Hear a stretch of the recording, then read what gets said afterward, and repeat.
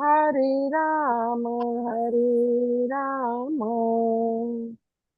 राम राम हरे हरे हरे कृष्णा कृष्णा कृष्णा हरे हरे हरे राम राम राम हरे हरे हरे कृष्णा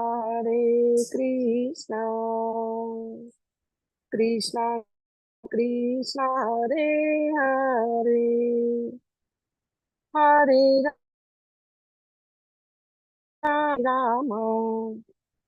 राम राम हरे हरे हरे कृष्णा कृष्णा हरे हरे राम राम राम हरे हरे हरे कृष्ण प्रभु जी सादर प्रणाम। हरे कृष्णा दंडवत प्रणाम। खूब खूब हरे તમારો कृष्ण ધન્યવાદ ખૂબ સરસ हरे મજાના कृष्ण કીર્તન प्रभु માટે। जी। हरे हरे कृष्णा मुकेश प्रभुजी, नैना हरे माताजी, कृष्ण दीपक प्रभु जी। प्रभुजी, रतिलाल प्रभु, हेमलता सोरठिया माताजी, हरे हिरल कृष्ण माताजी, परेश शाह प्रभुजी, प्रभु जी अर्चना माताजी, मोना माताजी, नैनाबा प्रभु जाडेजा दंडवत माताजी, प्रणाम। दंडवत प्रणाम। हरे कृष्णा दंडवत प्रणाम दीपक प्रभु। प्रभु, हरि सुंदर हरे प्रभुजी, कृष्ण प्रभु हरे जी। कृष्णा। वेलकम, સ્વાગત છે આપ સૌનું। हरे कृष्ण प्रभु जी।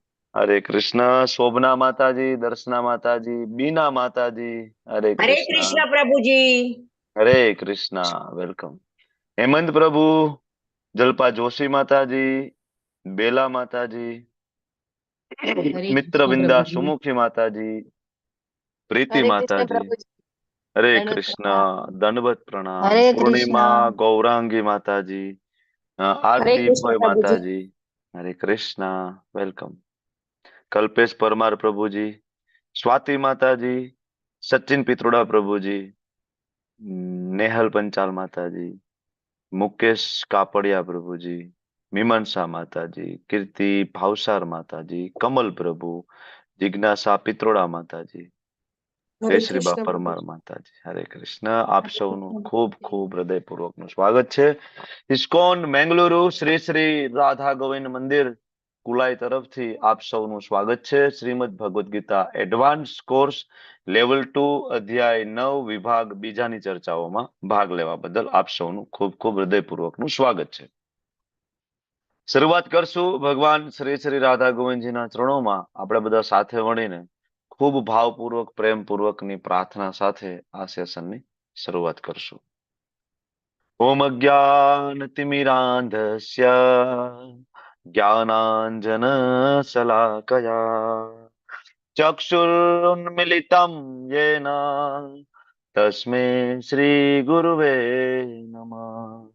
श्रीचैतन्यमनोभीष्टं स्थापितं येन भूतले स्वयं रूप कदा मह्यं ददाति स्वपदान्तिकम्।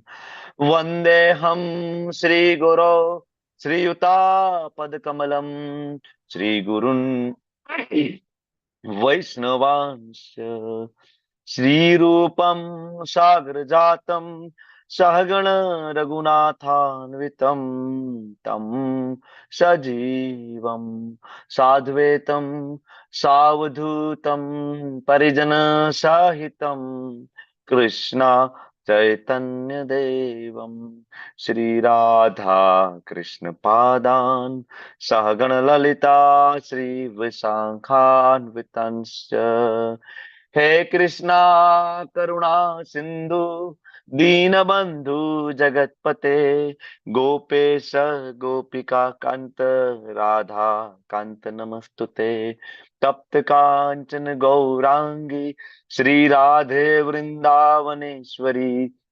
वृषभानुसुते देवे प्रणमामि हरिप्रिये। वाञ्छा कल्पतरुभ्यश्च कृपा सिन्धुभ्येव च पतितानां पावनेभ्यो वैष्णवेभ्यो नमो नमः। नमो विष्णुपादाय कृष्णप्रेष्ठाय भूतले श्रीमते भक्ति वेदांत स्वामिनिति नामिने। नमस्ते सारस्वते देवे गौरवाणी प्रचारिणे निर्विशेषा शून्यवादी पाश्चात्य देश तारिणे। जय श्री कृष्ण चैतन्य प्रभु नित्यानंद श्री अद्वैत गदाधर श्रीवासादि गौर भक्त वृंद। हरे कृष्णा हरे कृष्णा कृष्ण कृष्ण कृष्णा हरे हरे कृष्णा हरे हरे हरे हरे राम राम राम हरे हरे। हरे कृष्ण प्रभु दंडवत प्रणाम। हरे हरे कृष्णा। कृष्ण प्रभु दंडवत ललित कुमार वेद हरे प्रभु कृष्ण जी, प्रभु जी। मोहन सिंह दंडवत। वालसी भारिया प्रभु जी, नैनाबा अमरीश नाथ कृष्ण प्रभु, हरे पारुल कृष्ण माता जी, दंडवत प्रणाम। हरे कृष्ण दंडवत प्रभु जी। प्रणाम। दंडवत। દંડવત પ્રણામ, સ્વાગત છે આપ સૌનું। ઓકે, જે હમણાં જોડાયા છે એવા બધા જ વહાલા વૈષ્ણવોનું ખૂબ ખૂબ હૃદયપૂર્વકનું સ્વાગત કરું છું। આપણે અધ્યાય 9 ચર્ચાઓ કરી રહ્યા છીએ, એમાં આપણે ગઈકાલે લગભગ 14 શ્લોક સુધીની ચર્ચાઓ પણ કરી ચૂક્યા છીએ, અને આપણે આમ તો ઓલમોસ્ટ દરેક સેશનમાં આગળના અધ્યાયનું કનેક્શનની ચર્ચા કરીએ છીએ, કારણ કે બહુ ઇન્ટરેસ્ટિંગ વિષય છે કે કેવી રીતના આ જ્ઞાનની શરૂઆત થઈ, ભગવાન શું કામ આ જ્ઞાન આપવાની શરૂઆત કરે, અર્જુનને શું કામ આવા પ્રશ્ન થયા, આ ઉપર આપણું હંમેશા મનોમંથન થવું જોઈએ। ભગવદ્ ગીતા જયારે આપણે વાંચીએ, શ્લોક બાય શ્લોક જયારે આપણે વાંચતા જઈએ, ત્યારે આપણને પ્રશ્ન હંમેશા થવો જોઈએ કે આ શ્લોક શું કામ આવ્યું, કયા પ્રશ્નનો આ જવાબ છે। હંમેશા આ ફિલોસોફી સમજવા માટેની આ પદ્ધતિ છે, કારણ કે જ્યાં સુધી આપણે પ્રશ્ન જ સમજતા નથી તો આપણે જવાબ સમજાશે નહીં। એટલે અર્જુન દ્વારા પૂછવામાં આવેલા જે પ્રશ્ન છે એને ખૂબ ધ્યાનપૂર્વક સમજવાની કોશિશ કરવી જોઈએ। 8મા અધ્યાયમાં અર્જુન 8 પ્રશ્ન પૂછે, ભગવાન 8 જવાબ આપે, અને 8 જવાબ આપ્યા પછી ભગવાન અર્જુનની સામે જોવે કે અર્જુન હવે બરાબર છે। 7મા અધ્યાયના અંતે 2 શ્લોકમાં તને કન્ફ્યુઝન હતું, બ્રહ્મ શું છે, અધિભૂત શું છે, અધ્યાત્મ શું છે, ભાઈ હવે બરાબર છે કે હવે આમાં કઈ ડાઉટ છે? બરાબર, અર્જુન આપણી બધાની સામે જોવે છે પાછળ કે ભાઈ હવે તમારા કોઈને કઈ પ્રશ્ન? ત્યારે આપણે કહીએ કે ના ના બધું બરાબર છે। ત્યારે અર્જુન ભગવાનને ઈશારો કરે છે, ના પ્રભુ બરાબર છે, હવે કોઈ ડાઉટ નથી। તો ભગવાન કે તો મેઇન ટ્રેક ઉપર આવી જાઓ। હા પ્રભુ। ત્યારે ભગવાન ફરીથી મેઇન ટ્રેક, જે 7મો અધ્યાય વાળો જે જ્ઞાનનો પ્રવાહ ચાલતો હતો, એ જ જ્ઞાનના પ્રવાહમાં ભગવાન ઊંડા ઉતરે, અને 9મા અધ્યાયની શરૂઆત થાય, રાજ વિદ્યા રાજ ગુહ્ય યોગ। બરાબર ને? તો 9મા અધ્યાયની આ રીતના ગઈકાલે આપણે શરૂઆત કરી, અને શરૂઆતમાં અધ્યાયની પહેલા શ્લોકની અંદર ભગવાન આ 9મા અધ્યાયના જ્ઞાનનો મહિમા અને ભગવાન વિશે સાંભળવા માટેની લાયકાત, ખૂબ મહત્વનું આપણે ગઈકાલે ચર્ચા કરી કે શું લાયકાત હોવી જોઈએ। તો એક તો આપણે 4થા અધ્યાયનો તમે લોકો શ્લોક આપણે બધા સાથે મળીને બોલ્યા હતા, બરાબર ને? યાદ છે ને? સ એવાય મયા તેજ્ય યોગ પ્રોક્ત પુરાતન ભક્તો અસી મે સખા ચેતે રહસ્યમ એતદ ઉત્તમમ। ભગવદ ગીતા શું છે? રહસ્ય છે। બરાબર, કેવું રહસ્ય છે? ઉત્તમ। તમ એટલે અંધકાર, અને તમમાંથી જે બહાર કાઢે એને કહેવાય ઉત્તમ। બરાબર, તો જે અજ્ઞાન રૂપી અંધકારમાંથી આપણને બહાર કાઢે એને કહેવાય ઉત્તમ, અને એ રહસ્ય છે। તો એ બધા માટે નથી, જન સામાન્ય માટે નથી, કોઈ ભક્તિ ના કરે, કૃષ્ણને ના માને તો એના માટે એ રહસ્ય નથી। જે કૃષ્ણને પ્રેમ કરે, જે કૃષ્ણના ભક્ત બને, ભક્ત બનવું એટલે પ્રેમ કરવો, આપણે ગઈકાલે વાત કરી, પ્રેમ કરવો એટલે સેવા કરવી, કારણ કે સેવા વગર પ્રેમ નથી, જ્યાં પ્રેમ નથી ત્યાં ભક્તિ નથી। બરાબર, આ બધું એકાબીજા સાથે જોડાયેલું છે। તો ભક્તો અસી મેં સખા ચેતી, કે જો તું મારો ભક્ત બને અને તું મારો મિત્ર બને તો હું તને આ રહસ્ય સમજાવીશ।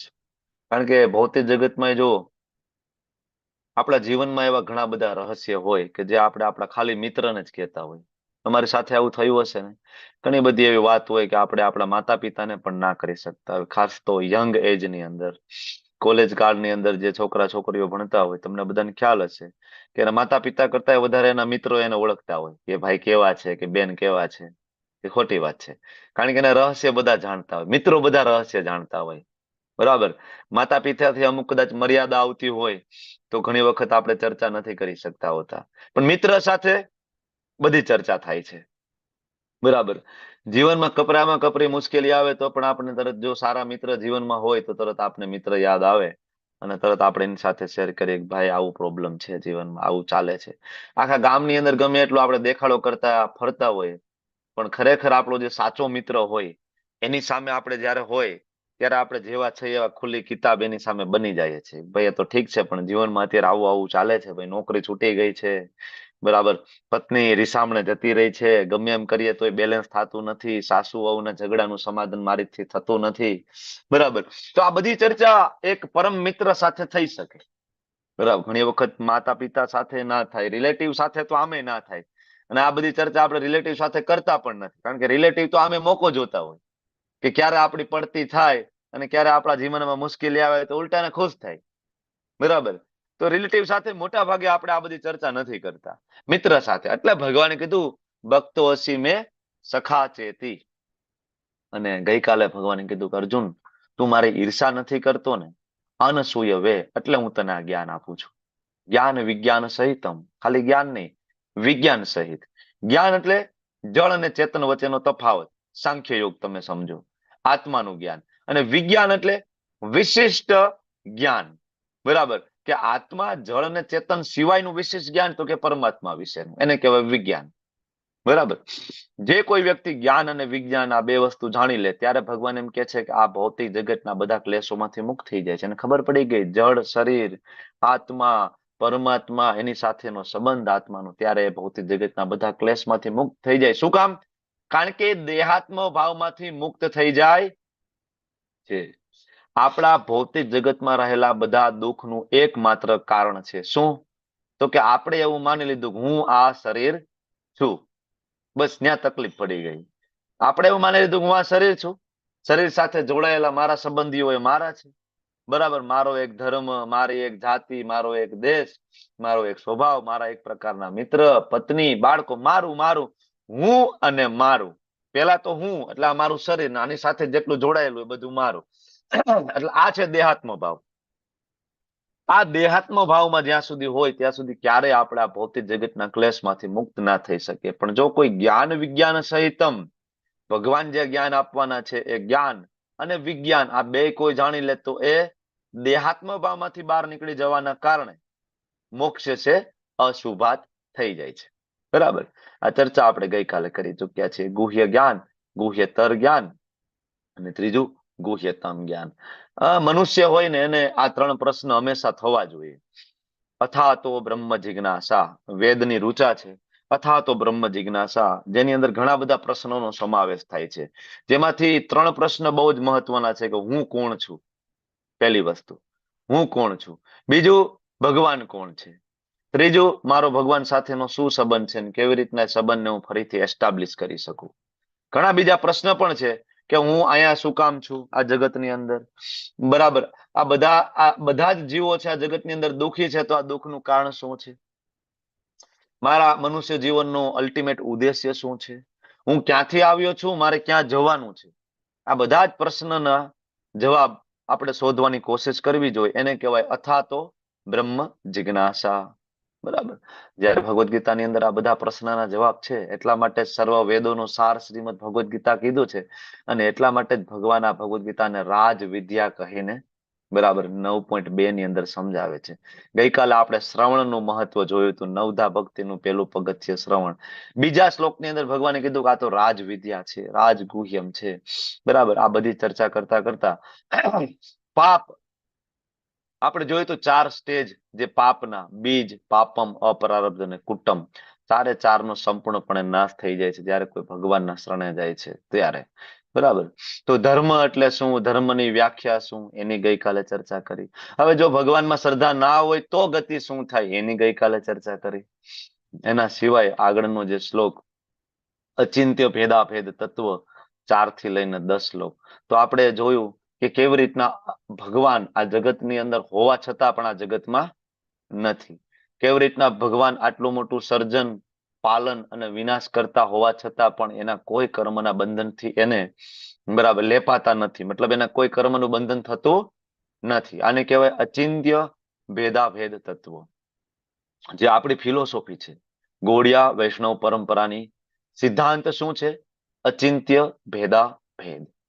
સિદ્ધાંત આપણને ખબર હોવો જોઈએ. જો ભગવદ્ ગીતાની અંદર ઘણા બધા સિદ્ધાંત છે, અલગ અલગ. તમે ભક્તિ શાસ્ત્રીમાં આવશો ત્યારે અલગ અલગ સિદ્ધાંતની ચર્ચા કરીશું આપણે. તો એ સિદ્ધાંતને આપણે જાણવા જોઈએ. જો સિદ્ધાંત વગર તમે જ્યારે ભક્તિમાં આવો તો મોટા ભાગે સહજિયા જેવું થઈ જાય. સહજિયા એટલે તમને ખબર છે ને કે ભગવાન વિશે ખાસ બહુ કહેવાય ને કે જ્ઞાન ના હોય, બરાબર.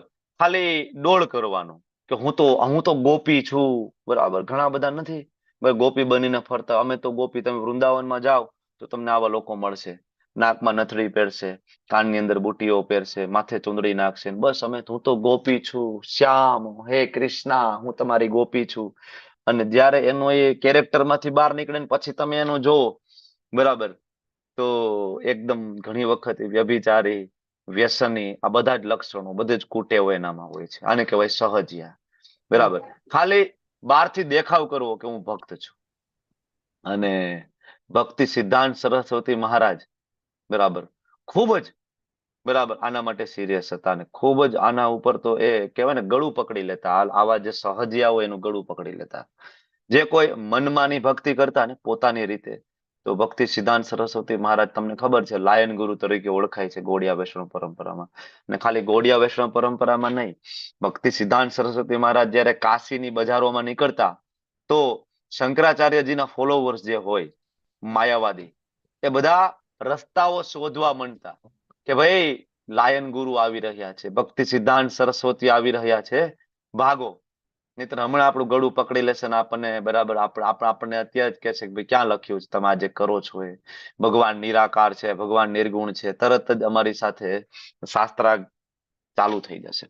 ભક્તિ સિદ્ધાંત સરસ્વતી મહારાજ જયારે વૃંદાવનમાં ગયા, વૃંદાવનના બધા જ મંદિરોના દરવાજા બંધ થઈ ગયા હતા. કારણ કે એ સમયે વંશ પરંપરા વૃંદાવનમાં ચાલવા માંડી હતી, બરાબર. કે એક વ્યક્તિ ગોસ્વામી છે તો એનો દીકરો એ ગોસ્વામી, એનો દીકરો એ ગોસ્વામી, એનો દીકરો એ ગોસ્વામી, આવી ગોસ્વામી પરંપરા ચાલુ થઈ ગઈ હતી. તો ગોસ્વામી છે એ પરંપરાથી નથી બનાતું. ગોસ્વામી છે એ અર્જિત કરવું પડે. ગોસ્વામીના લક્ષણો હોવા જોઈએ, બરાબર. આપણે ઉપદેશામૃતની અંદર પહેલા શ્લોકની અંદર આ ભણીએ છીએ ગોસ્વામી કોને કહેવાય? જે 6 વેગોને ધારણ કરી શકે એને ગોસ્વામી કહેવાય. ભક્તિ સિદ્ધાંત સરસ્વતી મહારાજ ગયા ત્યારે એક મંદિર માત્ર ખુલ્લું હતું, બાકી બધા જ મંદિરના દરવાજા બંધ થઈ ગયા હતા. ભક્તિ સિદ્ધાંત સરસ્વતી મહારાજ એટલા કડક હતા, બરાબર. તો આ બધા સિદ્ધાંત એટલા માટે જાણવા બહુ જરૂરી છે જેથી આપણી ભક્તિ ટકી રહે અને આપણે પણ એવા સહજિયા ના બની જાય. તો આ ચિંત્ય ભેદાભેદ આપણો સિદ્ધાંત છે, જેના આપણે ગઈકાલે આ બધા શ્લોકની અંદર ચર્ચા કરવાની કોશિશ કરી છે. 10 શ્લોક સુધી આ ચિંત્ય ભેદાભેદ તત્વોની આપણે ચર્ચા કરી ચૂક્યા છીએ. અને પછી 11 થી લઈને 14 શ્લોક, તેમાં ભગવાન કૃષ્ણના અલગ અલગ ઉપાસકો, જેમાં શરૂઆત ભગવાન કરે છે નિરાકારવાદીઓથી, માયાવાદીઓથી, કે જે ભગવાનને સામાન્ય મનુષ્ય સમજે છે. હેતલ માતાજી, તમારું માઇક વારંવાર ચાલુ થઈ જાય છે, પ્લીઝ તમે મ્યુટ કરી દેજો ને. હેતલ માતાજી, હરે કૃષ્ણ. તો જે ભગવાનને સામાન્ય મનુષ્ય માને છે, ભગવાન એનાથી શરૂઆત કરે છે. ભગવાન એને મૂઢ તરીકે ઓળખે છે, બરાબર. અને આપણે ગઈકાલે 3 શબ્દ ભણ્યા, જાનંતી, અજાનંતી અને અવજાનંતી. એના સિવાય આવા લોકો જે ભગવાનને સામાન્ય માણસ માને તો એની ગતિ શું થાય? ચાલો હું બધાને પરમેનન્ટલી મ્યુટ કરી દઉં. હવે તમારે બોલવું હોય તો તમે હાથ ઊંચો કરજો તો તમે બોલી શકશો. હવે તમે માઇક નહીં ચાલુ કરી શકો, કારણ કે તમારા માઇક વારંવાર ચાલુ થવાને કારણે અમને થોડું ડિસ્ટર્બ થઈ રહ્યું છે. ઓકે, ચાલો હવે તમે તમારા માઇક નહીં ચાલુ થાય, ચિંતા નહીં કરો. તો આવા લોકો જે ભગવાનને સામાન્ય માણસ સમજે છે તો એની જે કઈ મનોરથ છે વ્યર્થ જશે, એના કર્મ બધા વ્યર્થ જશે, એનું જ્ઞાન બધું વ્યર્થ જશે અને છેલ્લે આસુરી પ્રવૃત્તિમાં જોડાઈ જશે. આ થઈ ગયું જે ભગવાનને સામાન્ય માણસ સમજે એ લોકો. હવે એવા પણ લોકો છે આ જગતની અંદર જે ભગવાનને બરાબર, પૂર્ણ પુરુષોત્તમ માને છે ને અનન્ય ભક્તિ કરે છે, તો ભગવાને એને મહાત્માનું બિરુદ આપ્યું છે, મહાત્મા નસ્તુ મામ પાર્થ. અને એ દેવી પ્રકૃતિમાં આશ્રિત, દેવી પ્રકૃતિના આશ્રય રહેવું એટલે કઈ દેવી પ્રકૃતિની વાત છે? તો કે યોગ માયા. યોગ માયા. બીજી પણ એક દેવી પ્રકૃતિ છે જેને મહામાયા કહેવાય. બે ભગવાનની છે એટલે બેયને દેવી તરીકે ભગવાન સંબોધન કરે છે. જેમ કે આપણે 7મા અધ્યાયના 14મા શ્લોકમાં તમે જોશો, બરાબર, દેવીએ સામ ગુણમયી મમ માયા દુરતયા. ત્યાં જે વાત થાય છે એ મહામાયા શક્તિ. અને અહીંયા જે વાત છે, કારણ કે મહાત્માઓ હોય, જે ભગવાનના ભક્ત હોય, એના ઉપર મહામાયાનો પ્રભાવ હોતો નથી. એના ઉપર પ્રભાવ હોય છે કઈ શક્તિનો? યોગ માયા શક્તિનો. તો એટલા માટે સમજવું પડે કે અહીંયા દેવી પ્રકૃતિમાં આશ્રિત, તો એ યોગ માયા શક્તિ. બરાબર, યોગ માયા શક્તિ. દેવી પ્રકૃતિમાં આશ્રિતનો બીજો અર્થ એ પણ થાય કે ગુરુ તત્વ, એને પણ દેવી પ્રકૃતિમાં આશ્રિત કહેવાય. આચાર્ય પરંપરામાં આવનારા જે ગુરુ હોય, ઓથેન્ટિક જે ગુરુ હોય, સાચા ગુરુ હોય, એ પણ દેવી પ્રકૃતિમાં આશ્રિત કહેવાય. તમે એના શરણે જાઓ ત્યારે તમે દેવી પ્રકૃતિમાં આશ્રિત કહેવાઓ છો. બરાબર. અને જ્યારે આ થશે તો જ ભજંત્ય અનન્ય મનુષ્યો થશે. અનન્ય મનથી જ્યારે ભક્તિ કરવી હોય તો ગુરુ મહારાજનું શરણ પ્રાપ્ત કરવું ફરજિયાત છે. ત્યાં સુધી થતું નથી. અત્યાર સુધી જેટલા પણ ભક્તોના તમને નામ આવડતા હોય એ બધાએ અનન્ય ભક્તિ કરી છે, પણ કેવી રીતના? તો કે એમના ગુરુના શરણે જઈને, દીક્ષા લઈને, પરંપરામાં જોડાઈને. ત્યારે જ તમે જાણી શકશો જ્ઞાત્વા ભૂતાદિમ અવ્યયમ. ભગવાન કહે છે ત્યારે મને જાણી શકશે કે હું જ આદિ અને અવિનાશી પૂર્ણ પુરુષોત્તમ પરમેશ્વર ભગવાન શ્રી કૃષ્ણ છું. તો ખરેખર કૃષ્ણને ઓળખવા હોય તો 4 પરંપરામાંથી એક કોઈ પરંપરામાં તમારે આશ્રય લેવો પડે, ઓથેન્ટિક ગુરુના શરણે જવું પડે. તો ને તો જ તમે દેવી પ્રકૃતિમાં આશ્રિત કહેવાય. અને દેવી પ્રકૃતિમાં આશ્રિત ના હોય એને મહાત્મા કહી શકાય નહીં. આપણે ઘણા બધાને મહાત્મા એ કોઈ રબર સ્ટેમ્પ થી, બરાબર, આપેલું બિરુદ નથી. આપણે ઘણાને મહાત્માનું બિરુદ આપતા હોઈએ છીએ, બરાબર, પણ એ ખરેખર મહાત્મા નથી. ભગવદ્ ગીતાના આ શ્લોક પ્રમાણે મહાત્મા એ છે કે જે દેવી પ્રકૃતિના આશ્રય હોય, નહીં કે માયા શક્તિના આશ્રય હોય. ઓકે. અને આવા મહાત્મા શું કરતા હોય?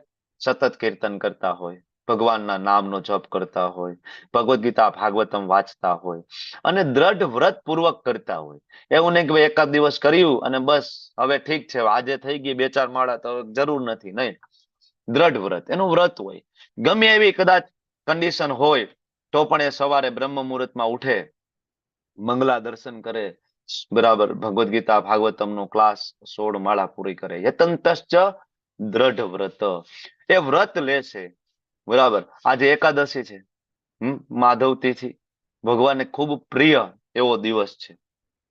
શાસ્ત્રમાં એવું કહેવાય છે કે તમે કોઈ પણ પ્રકારના બીજા વ્રત તપ જપ ના કરી શકો, વ્રત ના કરી શકો.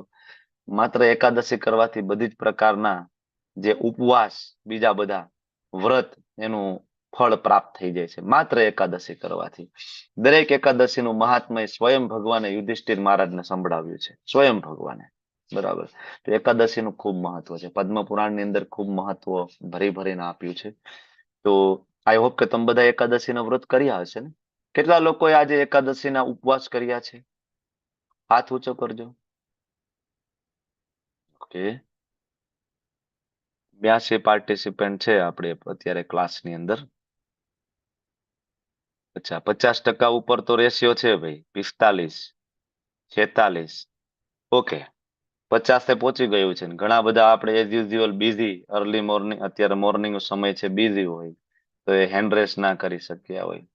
હું સમજી શકું છું. ઘણા બધા ટ્રાવેલિંગ કરતા હશે, ડ્રાઈવ કરી રહ્યા હશે. ઘણી માતાજીઓ મારા કિચનમાં બિઝી હશે, બરાબર, પણ મને ખબર છે કારણ કે તમે લોકો ઘણા સમયથી જોડાયેલા છો, તો ઓબ્વિયસલી એકાદશીના વ્રત કર્યા હશે, બરાબર. એકાદશીના વ્રત ઉપવાસ તમારા શરીર, ઉંમર, અવસ્થા, બીમારી, આ બધી વસ્તુને ધ્યાને લઈને કરવું, બરાબર. એવું નહીં કે ભાઈ નિર્જલા તો નિર્જલા જ કરવી. નિર્જલા બેસ્ટ થાય તો નિર્જલા બેસ્ટ, પણ ના થાય તો કઈ નહીં, સજલા, બરાબર. અને સજલા ના થાય તો કઈ વાંધો નહીં, તમે ફ્રૂટ લઈ શકો ને. કેટલી બધી પ્રકારના ફ્રૂટ્સ મળે છે, ફ્રૂટ્સ લઈ શકાય. અને એવું લાગે કે ભાઈ પ્રેગ્નેન્ટ લેડી છે, બ્રેસ્ટ ફીડિંગ કરાવી રહ્યા છે, બચ્ચાને પેટ ભરાવી રહ્યા છે, બાળકને, બરાબર, અથવા બીમાર છે, ડાયાબિટીસ, બીપી ની દવા ચાલુ છે, વૃદ્ધા અવસ્થા છે, તો એ સમયે તમે 2 ટાઈમ જમી લો, કોઈ વાંધો નથી, પણ અન્ન લેવું નહીં. આજના દિવસે એક જ એક નિયમ છે સ્ટ્રિક્ટ, શું? તો કે ભાઈ અન્ન ના ગ્રહણ કરવું. આના સિવાય તમે બીજી વસ્તુ લઈ શકો છો, બરાબર? તો ખાસ એકાદશીના ઉપવાસ, યતંતશ્ચ દ્રઢ વ્રત લેવું જોઈએ કે નહીં નહીં ગમે તે થાય એકાદશીનો ઉપવાસ તો હું કરીશ, ગમે તે થાય, દ્રઢ વ્રત. નમસ્તસ્ય મામ ભક્ત્યા, મારા ભક્તો મને નમસ્કાર કરે છે. મંદિરમાં જાય ભગવાનને આપણે દંડવત પ્રણામ કરીએ છીએ ને. નિત્ય યુક્તા ઉપાસતે, રોજ મારી ઉપાસના કરે છે. આ મહાત્માની વ્યાખ્યા છે. આપણે ગમે એને મહાત્માનું બિરુદ આપી દઈએ, પણ શું આ બધા ગુણ એનામાં છે તો એને મહાત્મા કહેવાય, નહીતર એને મહાત્મા કહેવાતા નથી. ઇસ્કોન આપણને આ મહાત્મા બનાવવા માટેની પ્રેરણા આપે છે, બરાબર? શ્રીલ પ્રભુપાદજી આખા વિશ્વમાં ભગવદ્ ગીતામાં જે પ્રકારના મહાત્માનું વર્ણન છે એ પ્રકારના મહાત્મા બનાવવા માટેની મુવમેન્ટ ચલાવી રહ્યા છે, બરાબર? અને આજે પણ ચાલે છે. પ્રભુપાદ ગયા ઘણો બધો સમય થયો, પણ મુવમેન્ટ આજે પણ એટલા જોરશોરથી ચાલી રહી છે ને, બરાબર? કારણ કે ભગવદ્ ગીતામાં જે રીતના આપી એ રીતના મુવમેન્ટ ચાલી રહી છે. એટલા માટે પોતાના તર્ક વિતર્કો દ્વારા નથી, પ્રભુપાદના પોતાના કોઈ તર્ક વિતર્કો નથી, બરાબર? એટલે પ્રભુપાદ ગયા તો પણ આજે મુવમેન્ટ સરસ રીતના ચાલે છે. સતત કીર્તયંતો મામ યતંતશ્ચ દ્રઢવ્રત નમસ્તસ્ય મામ ભક્ત્યા નિત્યયુક્તા ઉપાસતે. આટલી ચર્ચા કરી અને આપણે આગળ વધીએ તો હવે અમુક લોકો એવા જે છે જે ભક્તિમાં નથી. હવે ભગવાન એની ચર્ચા કરે છે. જો પેલા વાત થઈ નિરાકારવાદીની, બીજી વાત થઈ મહાત્મા એટલે કે જે ભગવાનના શુદ્ધ ભક્તો, અનન્ય ભક્તો, એની વાત થઈ. હવે ત્રીજું તો કે એવા લોકો જે છે જે ભક્તો નથી. તો એવા ત્રણ વ્યક્તિઓની આ એક શ્લોકની અંદર વાત છે. જ્ઞાન યજ્ઞેન ચાપ્યન્યે યજંતો મામ ઉપાસતે એકત્વેન પૃથક્ત્વેન બહુધા અને વિશ્વતોમુખમ. ત્રણ વસ્તુ છે. એકત્વેન ભગવાનના એકમેવ અદ્વિતીય રીતે માનવું. બીજું અનન્ય, બરાબર, અનેક રૂપે, બહુધા એટલે કે અનેક રૂપોએ ભગવાનને માનવા. અને ત્રીજું વિશ્વતોમુખમ એટલે કે ભગવાનના વિરાટ સ્વરૂપે, મતલબ અવ્યક્ત રૂપની અંદર, વિશ્વરૂપની અંદર અને અનેક રૂપોમાં ભજતા હોય, અલગ અલગ. શ્યામ સુંદરને નથી ભજતા, અલગ અલગ રૂપોમાં એ ભજતા હોય છે. તો વાંધો નહીં, ધીમે ધીમે ભક્તિમાં આવશે. ભગવાન કહે છે કોઈ પ્રોબ્લેમ નથી. યજંતો મામુ પાસ હતી, આવી રીતના પણ એ યજંતો યજ્ઞ કરે છે, મતલબ બરાબર આ રીતના જ્ઞાન પ્રાપ્ત કરે છે. જ્ઞાન યજ્ઞ, જ્ઞાન પ્રાપ્ત કરીને આવી રીતના ઘણા બધા નિરાકાર બ્રહ્મની ઉપાસના કરતા હોય, વિશ્વરૂપની ઉપાસના કરતા હોય. તો વાંધો નહીં, ભગવાન કે એ પણ ધીમે ધીમે મારા શરણે આવશે. મહાત્માની અવસ્થામાં નથી. આ જે ત્રણેય કેટેગરી આપણે વાત કરીને એ મહાત્માની કેટેગરીમાં આવતા નથી. કારણ કે એક તો એકત્વેન વાળી જે વાત છે એમાં કેવું છે કે પોતાને ભગવાન માને, પરમેશ્વર સાથે પોતાને એક રૂપ માની લે, એટલે એકત્વેન, હું ને ભગવાન એક. જેને કહેવાય અદ્વૈતવાદ. ગઈકાલે આપણે વાત કરી હતી ને, અદ્વૈત, દ્વૈત, શુદ્ધ દ્વૈતાદ્વૈત અને અચિંત્ય ભેદાભેદ. આ અલગ અલગ સિદ્ધાંત છે, જેમાં આપણો સિદ્ધાંત છે અચિંત્ય ભેદાભેદ. તો એકત્વેન એટલે એવા લોકો છે કે જે પોતાને પરમેશ્વર માની લે છે, પોતાને ભગવાન સાથે એક રૂપ માની લે છે, જેને અદ્વૈતવાદી કહેવાય છે. જેવું માને છે કે આપણે પણ તપ ને જપ ને યોગ ને પ્રાણાયામ કરશું અને એક દિવસ આપણે પણ ભગવાન બની જશું. આ પેલી કેટેગરી. બીજું એકત્વેન, એના સિવાય જે છે પૃથક્ત્વેન બહુધા, એટલે ભગવાનને અનેક રૂપો, મતલબ કોઈ પણ રૂપ હોય બસ કે આ ભગવાન છે. પરમેશ્વરને કોઈ પણ મનોકલ્પિત રૂપને ભજવા માંડે. જેમ કે એક પંથ મત છે અત્યારે સમાજની અંદર, બરાબર? તમે જોવો તો એની શરૂઆત થઈ એક સરસ ભગવાનના ભક્ત દ્વારા. આવીને એમને એવું કહ્યું કે ભાઈ રાધા કૃષ્ણ છે જ ભગવાન છે અને એની જ પૂજા કરવી જોઈએ ને. શરૂઆતના બધા જ મંદિરોમાં રાધા કૃષ્ણના વિગ્રહ પણ એમને મૂક્યા. પણ ધીમે ધીમે ધીમે એ જ પંથમાં આગળ એમના શિષ્યો આવ્યા, તો એ જ એમના જે ગુરુ હતા, જેમને એવું કહ્યું કે ભગવાન કૃષ્ણ છે, એ ગુરુને ભગવાન બનાવી દીધા. કે ભાઈ ભગવાન તો એ ને, કૃષ્ણ ભગવાન નથી, ભગવાન પૂર્ણ પુરુષોત્તમ તો આ છે. થયું ને, બરાબર? શરૂઆતના એના મંદિરો તમે જોવો તો એમાં રાધા કૃષ્ણના વિગ્રહ છે. પછી ધીમે ધીમે ધીમે આગળ તમે વધતા જાઓ તો હવે રાધા કૃષ્ણના વિગ્રહ સાઈડમાં જતા રહ્યા, એના જે ગુરુ હતા એને ભગવાન બનાવીને એને સેન્ટરમાં મૂક્યા છે. અને હવે જે નવા મંદિર બને છે એમાંથી અલગ પંથ અને મત છૂટા પડ્યા. ટોટલ અલગ અલગ 42 પંથ છે. એક પંથમાંથી 42 પંથ છૂટા પડ્યા. હવે છેલ્લે છેલ્લે જે પંથ છે એમાં તો જે વ્યક્તિ વિશેષ છે એ જ ભગવાન બની ગયા. એના જે ગુરુને ભગવાન બનાવ્યા હતા એને સાઇડલાઈન કરી અને હવે એના અત્યારના હાલના ગુરુના ફોટા છે અલ્ટરની અંદર મૂકી દીધા. એની આરતી થાય, એની પૂજા થાય અને મંગલા આરતીમાં એનું જ નામ બોલવામાં આવે. તો આને કહેવાય પૃથક્ત્વેન બહુધા, બધાને ભગવાન માની લેવાના, બરાબર, મનોકલ્પિત રૂપને ભગવાન માની લેવાના. અને ત્રીજું, પૂર્ણ પુરુષોત્તમ ભગવાન જે છે એના વિશ્વરૂપની જ પૂજા કરવાની. તો આ 3 અલગ અલગ રૂપ છે. એમાં સૌથી અધમ છે અદ્વૈતવાદીઓ, જે પોતાને પરમેશ્વર માની લે છે, બરાબર. બીજા વર્ગમાં જે આપણે વાત થઈ અલગ મનોકલ્પિત જે દેવતાઓ હોય એને ભગવાન. ઘણા બધાને તમે એમ કહો ને કે અમારા કુળદેવી થી ઉપર કોઈ નહીં હો ભાઈ. બરાબર, તમે ભલે રાધા કૃષ્ણના ભક્ત હોય પણ અમારા કુળદેવી થી મોટા રાધા કૃષ્ણ નહીં, ઘણા બધા નથી. આમ પ્રખર શાક્ત હોય એને શાક્ત કહેવાય.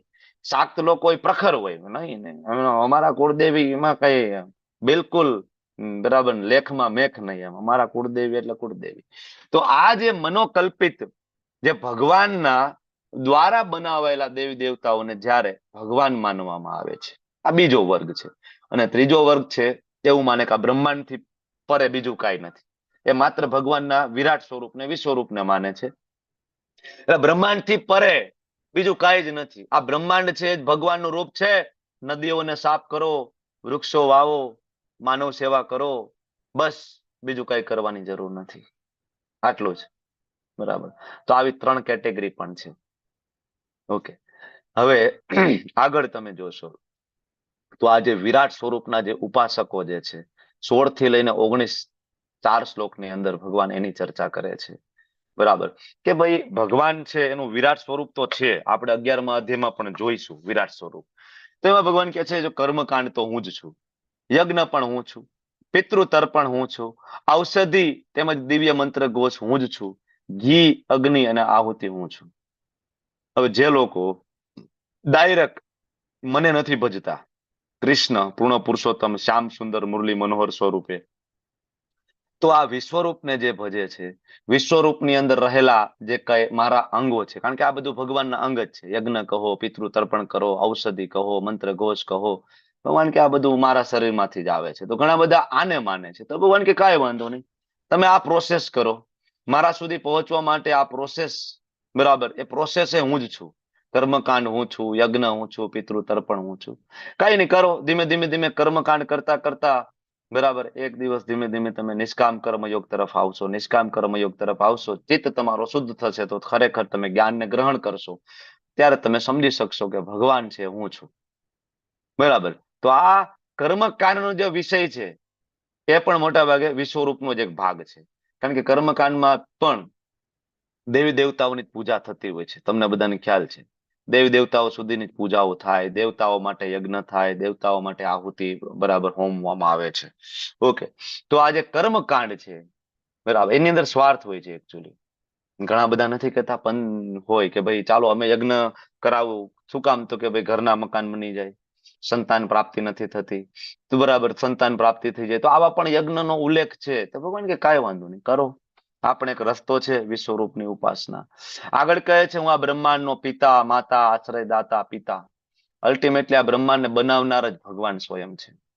જગતને જે કઈ પોષણ આપનાર છે પિતા છે ભગવાન સ્વયં. માતા, કારણ કે જન્મ દેવા વાળા જ ભગવાન છે. આખી સૃષ્ટિનું મૂળ ક્યાં છે? બ્રહ્માજી.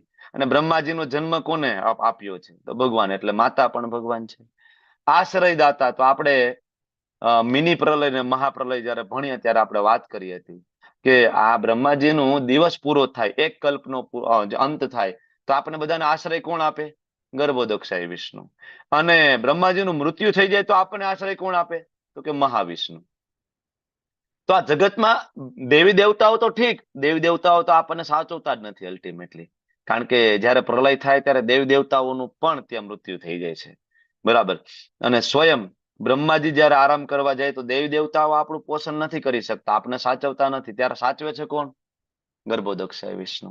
અને બ્રહ્માજી જયારે નથી સાચવવા માટે તૈયાર થતા ને, બરાબર, ત્યારે મહાવિષ્ણુ આપણને સાચવે છે બધાને. એટલા માટે ભગવાન પરમ આશ્રય દાતા છે. ભગવાન પિતામહ પણ છે, કારણ કે આપણા પિતા જોઈ તો બ્રહ્માજી, ને બ્રહ્માજીના પિતા ગર્ભોદક્ષાય વિષ્ણુ કૃષ્ણ, બરાબર. તો આપણા પિતામહ દાદા પણ છે. જ્ઞાનનો વિષય હું જ છું. ભગવાન કે કઈ જાણવા યોગ્ય હોય તો હું જ છું. અલ્ટિમેટલી જ્ઞાનનો વિષય એટલે જ્ઞેય, બરાબર. કાંઈ પણ જાણવા યોગ્ય હોય તો એ લક્ષ્ય શું છે? આપણે આ ભગવદ્ ગીતાનું લેવલ 1 કરીએ, 2 કરીએ, ભક્તિ શાસ્ત્રી કરીએ, શું છે આપણું લક્ષ્ય? તો કે આપણે શ્લોક કંઠસ્થ કરી લઈએ, પાકા કરી લઈને સમાજમાં જઈને આપણે મોટી બડાઈ કરીએ? કે હું બહુ જ્ઞાની છું, મને બહુ આવડે છે, હું વિદ્વાન છું, એના માટે કે અહીંયા આવીને આપણે કોઈ કર્મકાંડ શીખી લઈએ? નહીં. લક્ષ્ય શું છે? તો કે આ ભગવદ્ ગીતાના કોર્સ કરતા કરતા અમારે કૃષ્ણને ઓળખવા છે, કૃષ્ણ તત્વ વિશે અમારે જાણવું છે. કારણ કે ભગવાને ભગવદ્ ગીતામાં એવું કીધું છે કે જે કોઈ મને જાણી લે, મારો જન્મ ને મારો કર્મ, તો એને ફરીથી આ જગતમાં આવવું પડતું નથી. તો જ્ઞેય શું છે આપણું? કૃષ્ણ. વિશુદ્ધિ કરતા છે ભગવાન. જેવા તમે ભગવાનના નામનું જપ કરવાનું ચાલુ કરો છો, ધીમે ધીમે ધીમે જે તમારા મુખમાંથી જે ભગવાનના નામની આહુતિ તમારા કાનમાં જ્યારે પડે છે, તો ઓટોમેટિક ધીમે ધીમે શુદ્ધતા છે પ્રદાન થાય છે. એક જ મિનિટ. તો ભગવાન છે એ વિશુદ્ધિ કરતા છે. એના સિવાય ઓમકાર. ઘણા બધા એમ કે વેદોમાં કૃષ્ણ નથી. ભગવાન કે વેદનો એક પણ મંત્ર છે એ ઓમ વગર શરૂઆત થતો નથી. તો હું છું. ઋગ્વેદ, સામવેદ, યજુર્વેદ પણ હું જ છું. એટલે ઘણા બધા આવી રીતના ભગવાનના વિશ્વરૂપની પૂજા કરતા હોય, બ્રહ્માંડની પૂજા કરે, બ્રહ્માની પૂજા કરે, ખાલી વેદની ઉપાસના કરે, ખાલી ઓમકારની ઉપાસના કરે, ખાલી ઋગ્વેદ, સામવેદ, યજુર્વેદની જ ઉપાસના કરે, તો ભગવાન કે આ મારા વિશ્વરૂપનો ભાગ છે. આગળનો શ્લોક અને આ શ્લોક, ભગવાન એ વિશ્વરૂપ જે છે એના જે ભાગ છે, જે અલગ અલગ લોકો એની પૂજા અર્ચના કરે છે, તો ભગવાને બતાવી રહ્યા છે. બરાબર. તો આવી રીતના, બરાબર ને, તો શુદ્ધિકરણ કરનાર છે ઓમકાર, બધા વેદો જે આપણે ચર્ચા કરી ચુક્યા છીએ. ભગવાન આગળ કહે છે 9.18 ની અંદર, હજી હવે કોઈ એમ કે ભગવાન કૃષ્ણ છે એ જ પૂર્ણ પુરુષોત્તમ પરમાત્મા છે, તો પછી એ સર્જન કરનાર પણ હોવા જોઈએ, પાલન કરનાર પણ હોવા જોઈએ, અને વિનાશ કરતા પણ હોવા જોઈએ, તો જ એને ભગવાન કહેવાય. ત્યારે ભગવાન અહીં કહે છે કે આ તો હું જ છું. ગતિ ભરતા પ્રભુ સાક્ષી, નિવાસ શરણમ સુરત, પ્રભવ પ્રલય સ્થાનમ. આ ત્રણ જે શબ્દ છે, પ્રભવ એટલે સર્જન કરવું, પ્રલય એટલે તો સમજી શકાય વિનાશ કરવો, અને સ્થાનમ એટલે કે આધાર, આશ્રય આપનાર, પાલન કરનાર સાદી ભાષામાં. તો સર્જન, પાલન અને વિનાશ કરતા કોણ છે? ત્રણેય ભગવાન કૃષ્ણ છે. બરાબર. એટલા માટે આગળ ભગવાન ભાગવતમની અંદર વેદવ્યાસજી લખે છે કે બ્રહ્મા, વિષ્ણુ ને મહેશ ત્રણેય ભગવાન કૃષ્ણના જ ગુણ અવતાર છે. ભગવાનના અલગ અલગ અવતારો છે જે આપણે જાણીએ છીએ. મન્વંતર અવતાર હોય, લીલા અવતાર હોય, સત્યાવેશ અવતાર હોય, યુગ અવતાર હોય. બરાબર. એમ ભગવાનના 3 ગુણ અવતાર છે. તો પરમ લક્ષ્ય કૃષ્ણ છે, પાલન કરતા કૃષ્ણ છે, આપણા સ્વામી કૃષ્ણ છે, અને સાક્ષી છે ભગવાન, ધામ ભગવાન છે, આશ્રય સ્થાન ભગવાન છે, અને ખૂબ સુંદર અત્યંત પ્રિય મિત્ર ભગવાન છે. બરાબર. ભગવાનથી વિશેષ આપણા બીજા કોઈ મિત્ર નથી. દરેક પરિસ્થિતિમાં આપણને ભગવાન ઉપર વિશ્વાસ હોવો જોઈએ, કારણ કે પરમ મિત્ર છે. પરમ મિત્ર ક્યારે આપણું ખોટું કરે નહીં, આપણને વિશ્વાસ હોવો જોઈએ. જો ભગવાનના મહાન ભક્તો હોય ને, એની ચેતના એ રીતના સ્થિર થાય કે મારા ભગવાન મારા માટે જે કંઈ કરશે ને એ સારું જ કરશે, સારું જ કરશે. જે કંઈ જીવનમાં કંઈ પણ ખરાબ થાય ને તો પણ એમ જ કે સારું જ કરશે. મહારાજ એક સરસ મજાની કથા સંભળાવે છે કે એક રાજ્યની અંદર એક મંત્રી હતા. એ મંત્રીને કોઈ પણ વસ્તુ કોઈ કહેવા જાય તો મંત્રી એમ કે વાહ વાહ, ખૂબ સરસ થયું, કે ભગવાનની કૃપા, ભગવાનના આશીર્વાદ છે, ભગવાનની કૃપા થઈ.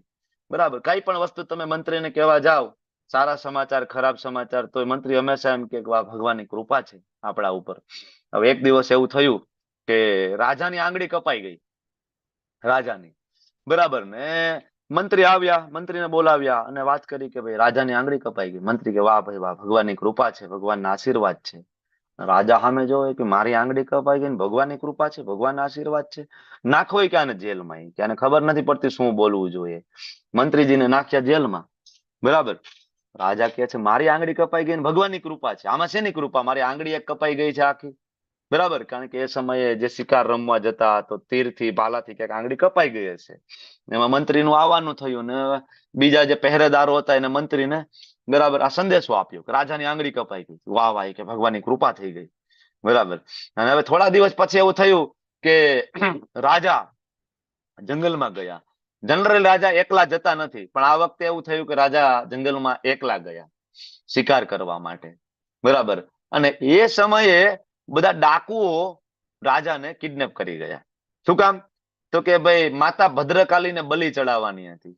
માતા ભદ્રકાલીને બલિ ચડાવવાની હતી. પણ બલિ ચડાવવાનો નિયમ હતો એવો કે જે પશુનું એક પણ અંગ કપાયેલું હોય તો એની બલિ ના ચડી શકે, કારણ કે એમાં પૂર્ણ શરીર જોઈએ, આ બલિનો નિયમ છે. બરાબર. તો ઓલા જે ડાકુએ કીધું કે ભાઈ આને ચેક કરો રાજાને, બધું બરાબર છે. તો ઓલા સૈનિકોએ ચેક કર્યું કે આ રાજાની એક આંગળી તો કપાઈ ગયેલી છે. કે આવા દઉં કે છોડો, કે આ ના હાલે, કે આ ભદ્રકાલી માતાજી માટે આ બરાબર નથી, આ એનો ભોગ નથી, છોડો આને, છોડો. બરાબર. રાજાને છોડી દીધો. અને રાજા દોડતો દોડતો દોડતો ઓલા જેલમાં ગયો. બરાબર. દંડવત પ્રણામ કરે છે કે ખરેખર કે તમે તે દિવસે કહેતા હતા ને કે ભગવાનની કૃપા થઈ ગઈ, કે મને આજે એ વસ્તુ સમજાણી કે મારી આંગળી કપાઈ ગઈ તો કેવી રીતના ભગવાનની કૃપા. બરાબર. જો તે દી મારી આંગળી ના કપાણી હોત ને તો આજ મારું ગળું કપાઈ ગયું હોત. બરાબર ને, કારણ કે આજે એની બલી ચડી ગઈ હોય અહીંથી કલમ. બરાબર. ત્યારે રાજાને ખબર પડી કે ના ખરેખર મંત્રી તમે બરાબર મહાન ભક્ત છો. પણ જયારે મંત્રીને જેલમાં નાખવામાં આવ્યો ને ત્યારે મંત્રી એમ કહેતા હતા કે વાહ વાહ ભગવાનની કૃપા થઈ ગઈ, મને કે જેલ મળી ગયું, મને જેલમાં નાખ્યો, કે ભગવાનની બહુ કૃપા છે, ભગવાનના આશીર્વાદ છે. તો રાજા પૂછતા હતા કે આંગળી કપાઈ ગઈ અને ભગવાનની કૃપા તો આલો મેં સમજી લીધું, પણ તમને જેલમાં નાખ્યા એમાં ભગવાનની શેની કૃપા થઈ? ત્યારે મંત્રી એમ કે છે કે જો હોય કે તમારી આંગળી કપાઈ ગઈ, તમે ગુસ્સે થઈને મને જેલમાં નાખ્યો, બરાબર, એટલે હું જેલમાં હતો. અને બાકી જો તમે તે દિવસે મને જેલમાં ન નાખ્યો હોત તો આજે હું તમારા ભેગો હોત જંગલમાં. બરાબર. તમને પકડ્યા, તમારી આંગળી કપાઈ ગયેલી હતી તો તમે તો રિજેક્ટ થઈ જાત, પણ મારી તો કઈ આંગળી કપાયેલી નથી, હું તો સિલેક્ટ થઈ જાત ત્યાં. બરાબર ને, મારું તો ગળું કપાઈ જાત ને લીધા દીધા વગરનું. તો આ ભગવાનની કૃપા છે કે નહીં? મને આ જેલમાં નાખી દીધો, હું બચી ગયો, તમારી આંગળી કપાઈ ગઈ, તમે બચી ગયા. આ ભગવાનના ભક્તનો ભાવ છે. જો જીવનની અંદર ગમે એવી મુશ્કેલી, આ બહુ મોટી વાત છે એકચ્યુઅલી. આ તો આપણે વાત કરીએ, બરાબર, પણ ભગવાનના ભક્તો નરસિંહ મહેતા, મીરાબાઈ, શ્રીલ પ્રભુપાદજી, સડગોસ્વામી, આચાર્ય આ જ રીતના જીવન વ્યાપન કર્યું કે જીવનમાં કઈ પણ થાય તો પણ શું પાલન કરતા કૃષ્ણ છે, અમારા આશ્રયદાતા કૃષ્ણ છે, અમારા સ્વામી કૃષ્ણ છે, મારા પિતા કૃષ્ણ છે, મારા પરમ મિત્ર કૃષ્ણ છે, અને મારું કોઈ દિવસ ખરાબ કરી શકે નહીં. શક્ય જ ના બને. મારા પિતા મારું ખરાબ વિચારી શકે નહીં. સિવાય કે મારી દૂરદ્રષ્ટિ નથી એટલે હું ના જોઈ શકું. રાજાની જેમ, રાજાની દૂરદ્રષ્ટિ નહોતી, રાજા ના જોઈ શક્યો ને. રાજાએ તો જેલમાં નાખી દીધો મંત્રીને, ના કહેવાના ઘણા બધા શબ્દો કીધા. બરાબર. કે આમાં શું ભગવાનની કૃપા છે? તો રાજા જેવી મારી દૂરદ્રષ્ટિ નથી તો હું ના જોઈ શકું, પણ મને મારા પરમ પિતા ઉપર વિશ્વાસ છે કે મારા માટે જે કરશે એ બધું યોગ્ય જ હશે. અમથા કઈ મીરાબાઈ ઝેરના કટોરા નહોતા પી જતા. એને ખબર હતી કે મારા ભગવાનની આ ઈચ્છા છે, આમાં મારી ભગવાનની કૃપા હશે. આ લેવલની ચેતના સ્થિર થાય જયારે ભક્તિમાં કોઈ વ્યક્તિ આવે. બરાબર. ત્યારે ભગવાન કહે છે, હે અર્જુન, હું જ ઉષ્ણતા આપું છું, હું જ વરસાદને રોકી રાખું છું અને તથા મોકલું છું. અમરત્વ હું છું, સાક્ષાત મૃત્યુ પણ હું જ છું, ચેતન તત્વ, જળ તત્વ બધું મારામાં છે. ભગવાન એના વિશ્વરૂપની અલગ અલગ જેના જે પાસા છે એની ચર્ચા કરી રહ્યા છે. કારણ કે સૂર્ય છે ભગવાનના વિશ્વરૂપનો ભાગ છે, એના દ્વારા ઉષ્ણતા આવે. ઇન્દ્ર છે ભગવાનના વિશ્વરૂપનો ભાગ છે જે વરસાદ આપે. પણ આ બધા ત્યારે કરી શકે કે જ્યારે ભગવાન એને શક્તિ સંપન્ન કરે. તમને ખબર છે ને, ગિરિ ગોવર્ધન લીલા થઈ, બરાબર, ઇન્દ્રને થોડી વાર પૂરતો ઘમંડ આવી ગયો તો એને એમ થયું કે હું જ ભગવાન છું. બરાબર. તો શ્રીમદ ભાગવતમની અંદર વર્ણન છે કે ઇન્દ્રએ સંવર્તક નામનો જે મેઘ, જે સૌથી ખરાબ મેઘ હોય, જે ખરેખર પ્રલય સમયે એ મેઘ મોકલવામાં આવે, એનું નામ છે સંવર્તક. આ સંવર્તક મેઘને કહ્યું કે વૃંદાવનમાં જાઓ અને ખાલી વૃંદાવન વાસી નહીં, ત્યાંની ગાય, ત્યાંના પોપટ, મોર, બધા જ પશુઓનો વિનાશ કરી નાખો. અને સંવર્તક મેઘ જ્યારે વરસે તો આપણે અહીંયા વરસાદ પડે તો એનું ટીપું કેવડું હોય? નાનું એવું ડ્રોપ. બરાબર ને, નાના મોતી જેવડું. અને સંવર્તક નામનો જે મેઘ વરસે તો એનું ટીપું હાથીના પગલા જેવડું હોય. આવડું એક ડ્રોપ હોય એનું. આટલા આટલા મોટા ડ્રોપ છે એ ઉપરથી પડે, અને સંવર્તક મેઘ કહેવાય. અને એવું કહેવાય છે કે સમયે વૃંદાવન કમ્પ્લીટલી, બરાબર, ડૂબાડવાની એમને કોશિશ કરી હતી. બરાબર. પણ ભગવાને એમને બતાવ્યું કે ઇન્દ્ર કદાચ ગમે એટલો મોટો દેવતા હોય, બધા જ દેવી દેવતાઓનો રાજા પણ કેમ ના હોય, પણ એની શક્તિ મારા ડાબા હાથની ટચલી આંગળીના નખ બરાબર પણ નથી. ભગવાન ડાબા હાથની ટચલી આંગળી, નાની આંગળીના નખ ઉપર ગિરિ ગોવર્ધન મહારાજને ધારણ કરે છે અને બતાવે છે ઇન્દ્રની લાયકાત. બરાબર. તો ઘણા બધા દેવી દેવતાઓની પૂજા કરતા હોય, ઇન્દ્રની પૂજા કરતા હોય. જો દેવી દેવતાની પૂજા કરવી એટલે ઇન્દ્રની પૂજા કરવી, બહુ તફાવત નથી એમાં. ઓકે. તો ઉષ્ણતા, વરસાદ રોકવો, મોકલવો, આ બધું ભગવાનના હાથમાં છે. આ ભગવાન એટલા માટે કે છે કે આપણને ભગવાન પ્રત્યે પ્રેમ થાય. ઓકે.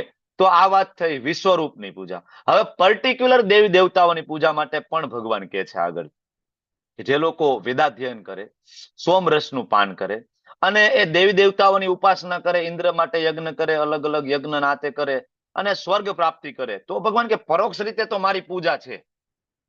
બરાબર. કારણ કે પરોક્ષ રીતના કેવી રીતના પૂજા છે? ધારો કે બરાબર કોઈ વ્યક્તિ, કોઈ સંત મહાત્મા તમારી ઘેરે આવે અને તમે જયારે એને પગે લાગો છો, એના પગને અડો છો, તો એને પગે લાગ્યા બરાબર છે. બરાબર ને? એના પગને અડો છો તો સંતને પગે લાગ્યા બરાબર છે. એટલે ઇનડાયરેક્ટલી તો આપણે એને, પણ હવે જયારે એને ભોગ ધરાવવો હોય, પ્રસાદ આપવો હોય, તો મુખ્યથી જ આપવો પડે ને. તો કઈ પગને તો પ્રસાદ અપાતો નથી, હાથને પ્રસાદ નથી અપાતો ને. બરાબર. તો આ ભગવાન એટલા માટે કહે છે કે પરોક્ષ રીતના મારી પૂજા છે, કે વેદો વાંચીને દેવ દેવતાઓની પૂજા, એના માટેના યજ્ઞ, કર્મકાંડ, આ બધું છે, પણ એ મારા શરીરના અંગ છે. અને ખાલી તમે એ જ સર્વોચ્ચ માનો તો એ પરોક્ષ છે, અને એને અવિધિપૂર્વક કીધું છે. તો તમે આ કરશો તો તમને સ્વર્ગની પ્રાપ્તિ થશે, તમને ઉપરના લોક પ્રાપ્ત થશે, કે જ્યાં દેવતાઓ આનંદ ભોગવે છે. તમે ત્યાં જઈ શકશો. ભગવાન 20મા શ્લોકમાં કહે છે કે ભાઈ ત્યાં જઈ શકાય છે, વાંધો નથી, ત્યાં તમે જાઓ. બરાબર. અને ઇન્દ્રિય તૃપ્તિ તમે ભોગવો, ત્યાં કરી શકાય છે. ઘણા બધા લોકો એવા હોય છે જે ખાલી વેદોનો કર્મકાંડ વાળો ભાગને ફોલો કરે. વેદોમાં મુખ્ય 3 ભાગ છે: કર્મકાંડ, જ્ઞાનકાંડ અને ઉપાસના કાંડ. તો મોટા ભાગે જેટલા પણ ભૂદેવો હોય એના લોકોને ખબર હશે, બરાબર, કે મોટા ભાગે લોકો કર્મકાંડ વાળો જે ભાગ છે ને એને વધારે ફોલો કરે. શું કામ? તો કે કર્મકાંડ વાળો જે ભાગ રહ્યો ને, એની અંદર ભૌતિક ઈચ્છાઓ કઈ રીતના પૂરી કરવી ને એનું વર્ણન ડિટેલમાં આપ્યું છે. સંતાન કઈ રીતના પ્રાપ્ત કરવું, સ્વર્ગની પ્રાપ્તિ કેવી રીતના કરવી, ધનવાન કઈ રીતના બનવું, અપ્સરાઓને કઈ રીતના ભોગવવી, મદિરાને કઈ રીતના પામવું, સ્વર્ગના આ બધા આનંદોને કઈ રીતના ભોગવવા. એટલા માટે આ ત્રૈવિદ્યા શબ્દ વાપર્યો છે. સામવેદ, યજુર્વેદ અને ઋગ્વેદ. એટલે ત્રૈવિદ્યામાં સોમપા ઉત્પાપા એની વાત કરે છે. ત્રૈવિદ્યા, એના ઉપરથી શબ્દ આવે ત્રિવેદી, જે 3 વેદોને જાણે ને ત્રિવેદી, 4 વેદોને જાણે ને ચતુર્વેદી, 2 વેદને જાણે ને દ્વિવેદી કહેવાય. બરાબર. એના ઉપરથી શબ્દ ત્રૈવિદ્યા. તો 3 વેદો, કારણ કે અથર્વવેદ તો પછી આવ્યો. બરાબર. બેઝિક જે છે પેલો એ ખાલી ઋગ્વેદ, ઋગ્વેદમાંથી 3, સામવેદ, યજુર્વેદ, ઋગ્વેદ અને છેલ્લે અથર્વવેદ આવ્યો છે. ઓકે. એટલા માટે ત્રૈવિદ્યા લખ્યું છે. તો એ ઉપરના લોકોમાં તો જશે. અત્યારે મોટા ભાગના લોકો વેદોનું અધ્યયન કરે કે માત્ર શૈક્ષણિક દ્રષ્ટિએ અધ્યયન કરે છે. પ્રભુપાદજી સમજાવે શૈક્ષણિક દ્રષ્ટિએ કે વેદના શ્લોકો આવડશે, બધું આવડશે, અને ઇન્દ્ર માટેની પૂજા, ચંદ્ર માટેની પૂજા, દેવોને પ્રસન્ન કરવા, આ બધી પૂજા અર્ચના આવડશે બધું. બરાબર. અને નો ડાઉટ ખરેખર કોઈ સારી રીતના જો વેદ વાંચે તો એ નીચા ગુણમાંથી ઉપરના ગુણ સુધી આવે. ધારો કે કોઈ ઘોર તમો ગુણમાં હોય તો ધીમે ધીમે રજોગુણમાં થઈને સત્વગુણ સુધી પણ એ આવી શકે છે, વાંધો નથી. પણ પ્રોબ્લેમ તો એ છે કે આપણે લેવલ 1માં ભણી ગયા, સત્વગુણ, રજોગુણ અને તમોગુણ ત્રણેય સાંકળ જ છે. સોનાની સાંકળ, ચાંદીની સાંકળ અને લોખંડની સાંકળ. ત્રણેયમાંથી બહાર નીકળવાનું છે. એટલે અહીંયા જે ત્રૈવિદ્યા શબ્દ છે એ જ બીજા અધ્યાયની અંદર ભગવાન અર્જુનને કહે છે. બરાબર, કે હે અર્જુન, વેદોની અંદર જે 3 ગુણોનો જે વર્ણન છે, અને આમાંથી બહાર નીકળવું જોઈએ. ત્રૈગુણ્યા વિષયા વેદા નૈસ્ત્રય ગુણ્યો ભવાર્જુન. હે અર્જુન, વેદોની ઉપર 3 ગુણોની ઉપર ઉઠો. કારણ કે વેદની અંદર મુખ્યત્વે 3 ગુણો વિશેની જ ચર્ચા છે. ભાગવતમની અંદર 3 ગુણોની ઉપરની ચર્ચા છે. એટલે સંપૂર્ણ વૈદિક સાહિત્યનો સાર છે શ્રીમદ ભાગવત મહાપુરાણ છે. એટલા માટે ઘણા બધા ખાલી વેદોને ફોલો કરે, ભાગવત વાંચે જ નહીં, તો ક્યારેય મનુષ્ય જીવનનો ઉદ્દેશ્ય એને ખબર જ નહીં પડે. શું કામ? કારણ કે 4 વેદો, 108 ઉપનિષદ, સંહિતા, અરણ્યક, ઇતિહાસ, 17 પુરાણ, 17 ઉપપુરાણ, આ બધી જ રચના કરવા છતાં પણ સ્વયં વેદવ્યાસજી અજ્ઞાનના અંધકારમાં ડૂબી રહ્યા હતા. ખૂબ મૂંઝાયેલા, ખૂબ ઉદાસીન, ટેન્શનમાં, ડિપ્રેશનમાં બરાબર આવી ગયા હતા. વિચાર કરો, નહીતર ભગવદ્ ગીતા, વિચાર કરો, વેદોનું જેને જ્ઞાન થવું જોઈએ, ટેન્શનમાંથી નીકળી જવા જોઈએ ને, એને તો પરમાનંદ પ્રાપ્ત થવો જોઈએ ને, પણ એને ના થયો. બરાબર. ત્યારે એમના ગુરુ મહારાજ નારદજીના શરણે જાય છે. નારદજી ત્યારે એને ઠપકો આપે છે કે તમે ઓલરેડી માણસો છે ભોગોમાં લિપ્ત હતા, અને તમે એને વધારે ભોગોમાં લિપ્ત કરવાનું કામ કર્યું. વેદોમાં તમે એવા એવા યજ્ઞ આપ્યા, એવા એવા કર્મકાંડ આપ્યા કે લોકો એ વાંચે તો લલાયત થઈ જ જાય, લાલચમાં આવી જ જાય. બરાબર. તો તમે તો આવું કામ કરીને આવ્યા, તો હવે શું કરવું હે મારા ગુરુ મહારાજ? ત્યારે નારદજી કહે છે, તમે પરમહંસોનું મન જેમાં રમે એ તો આપ્યું જ નહીં. તમે ભગવાન શ્રી કૃષ્ણની લીલાઓની ચર્ચા ક્યાં છે? આટલું બધું તમે આપ્યું ભગવાન કૃષ્ણની લીલા ક્યાં? ત્યારે ભાગવત મહાપુરાણની રચના થાય છે. અને એ છે ત્રૈગુણ્યા વિષયા વેદા. ભગવાન અર્જુનને અલ્ટિમેટલી શું કહે છે કે અર્જુન ભાગવતમ વાંચો, શ્રીમદ ભગવદ્ ગીતા વાંચીને ભાગવતમ વાંચો. એ અલ્ટિમેટ જે રહસ્ય છે એ ભાગવતમ છે, સંપૂર્ણ વૈદિક સાહિત્યનો સાર. બરાબર. તો ઘણા બધા લોકો ખાલી વેદ વાંચવામાં વાંધો નથી, પણ કળિયુગની અંદર વેદ વાંચીને સમજવા માટેની બુદ્ધિ એ આ જીવો પાસે અત્યારે નથી. કારણ કે વેદ વાંચવા માટેની લાયકાત પણ આપેલી છે, ભાગવતમની અંદર પણ આપેલી છે કે કોણ વેદ વાંચી શકે, ક્યારે વચાય, કેવી રીતના વચાય. આ બધું બહુ અઘરું છે. કળિયુગની અંદર બહુ ઓછા વિરલા હોય કે જે વેદ વાંચીને કૃષ્ણની ભક્તિ કરે. કોણ? તો કે ભાઈ તુલસીદાસજી ગોસ્વામી મહારાજ. તુલસીદાસજીએ 4 વેદો ઉપનિષદો કાશીમાં રહી અને પ્રકાંડ વિદ્વાન બન્યા હતા વેદો વાંચીને. પણ એને ખબર પડી કે રામ છે એ ભગવાન છે, કૃષ્ણ છે એ ભગવાન છે. અને ભક્તિ કોની કરી એને? રામચંદ્રજીની. રામચરિત માનસ લખ્યું અને આપણને બધાને આપ્યું. તો આ અલ્ટિમેટલી કહેવાય ને કે આનો સાર છે. તો ઘણા લોકો ખાલી વેદો વાંચીને આ કર્મકાંડ વાળા વિભાગમાં ગૂંચવાઈ જાય.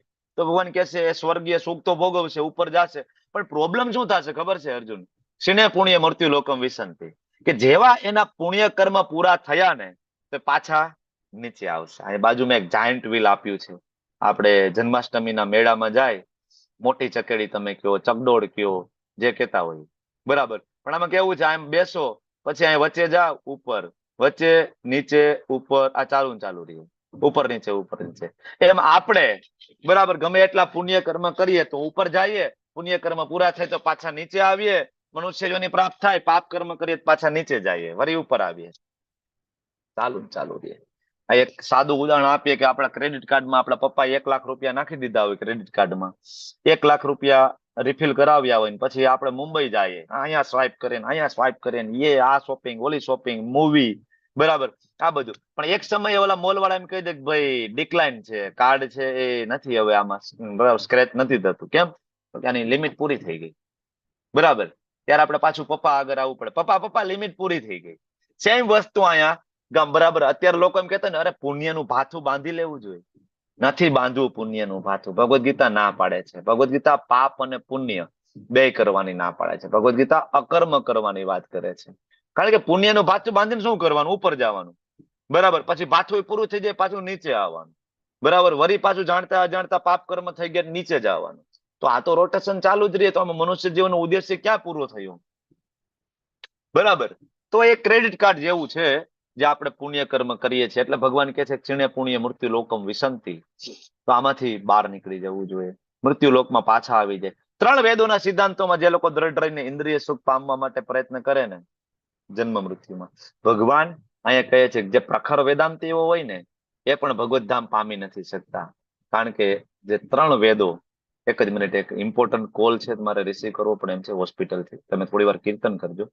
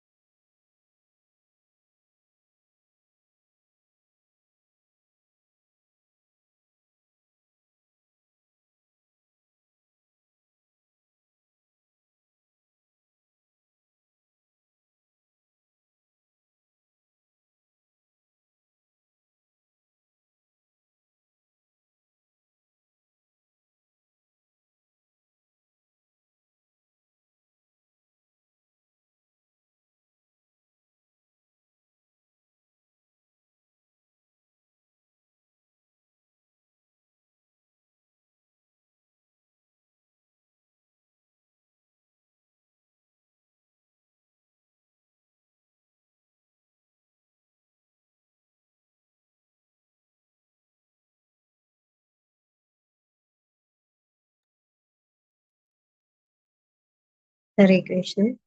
હું કીર્તન લઉં થોડીક વાર માતાજી, પ્રભુજી આવે ત્યાં સુધી. હા માતાજી લો. જય શ્રી કૃષ્ણ ચૈતન્ય પ્રભુ નિત્યાનંદ શ્રી અદ્વૈત ગદાધર श्रीवासादि गौर भक्तवृंद हरे कृष्णा कृष्ण कृष्णा हरे हरे हरे राम राम राम हरे हरे हरे कृष्णा कृष्ण कृष्णा हरे हरे हरे राम राम राम हरे हरे हरे कृष्णा कृष्ण कृष्ण हरे हरे हरे राम राम राम हरे हरे हरे कृष्णा कृष्ण कृष्ण हरे हरे हरे राम राम राम हरे हरे हरे कृष्ण कृष्ण कृष्ण हरे हरे हरे राम राम राम हरे हरे हरे कृष्णा कृष्ण कृष्ण हरे हरे हरे राम राम राम हरे હરે हरे કૃષ્ણ. થેન્ક યુ हरे મોના कृष्ण માતાજી, ખૂબ ખૂબ ધન્યવાદ. Thank you. धन्यवाद। તો આપણે ચર્ચા કરતા હતા વેદ વિશેની, કે કોઈ ખાલી વેદો વાંચી લે અને વેદોની અંદર રહેલા કર્મકાંડની અંદર જો કોઈ ડૂબી જાય, બરાબર, તો ખરેખર ડૂબી જાય. મનુષ્ય જન્મમાં પણ એ ડૂબી જાય, ભગવત ધામ જાતો નથી. ઉપરથી નીચે ફર્યા રાખે છે. ઓકે, તો આ વાત થઈ દેવતાઓની પૂજા.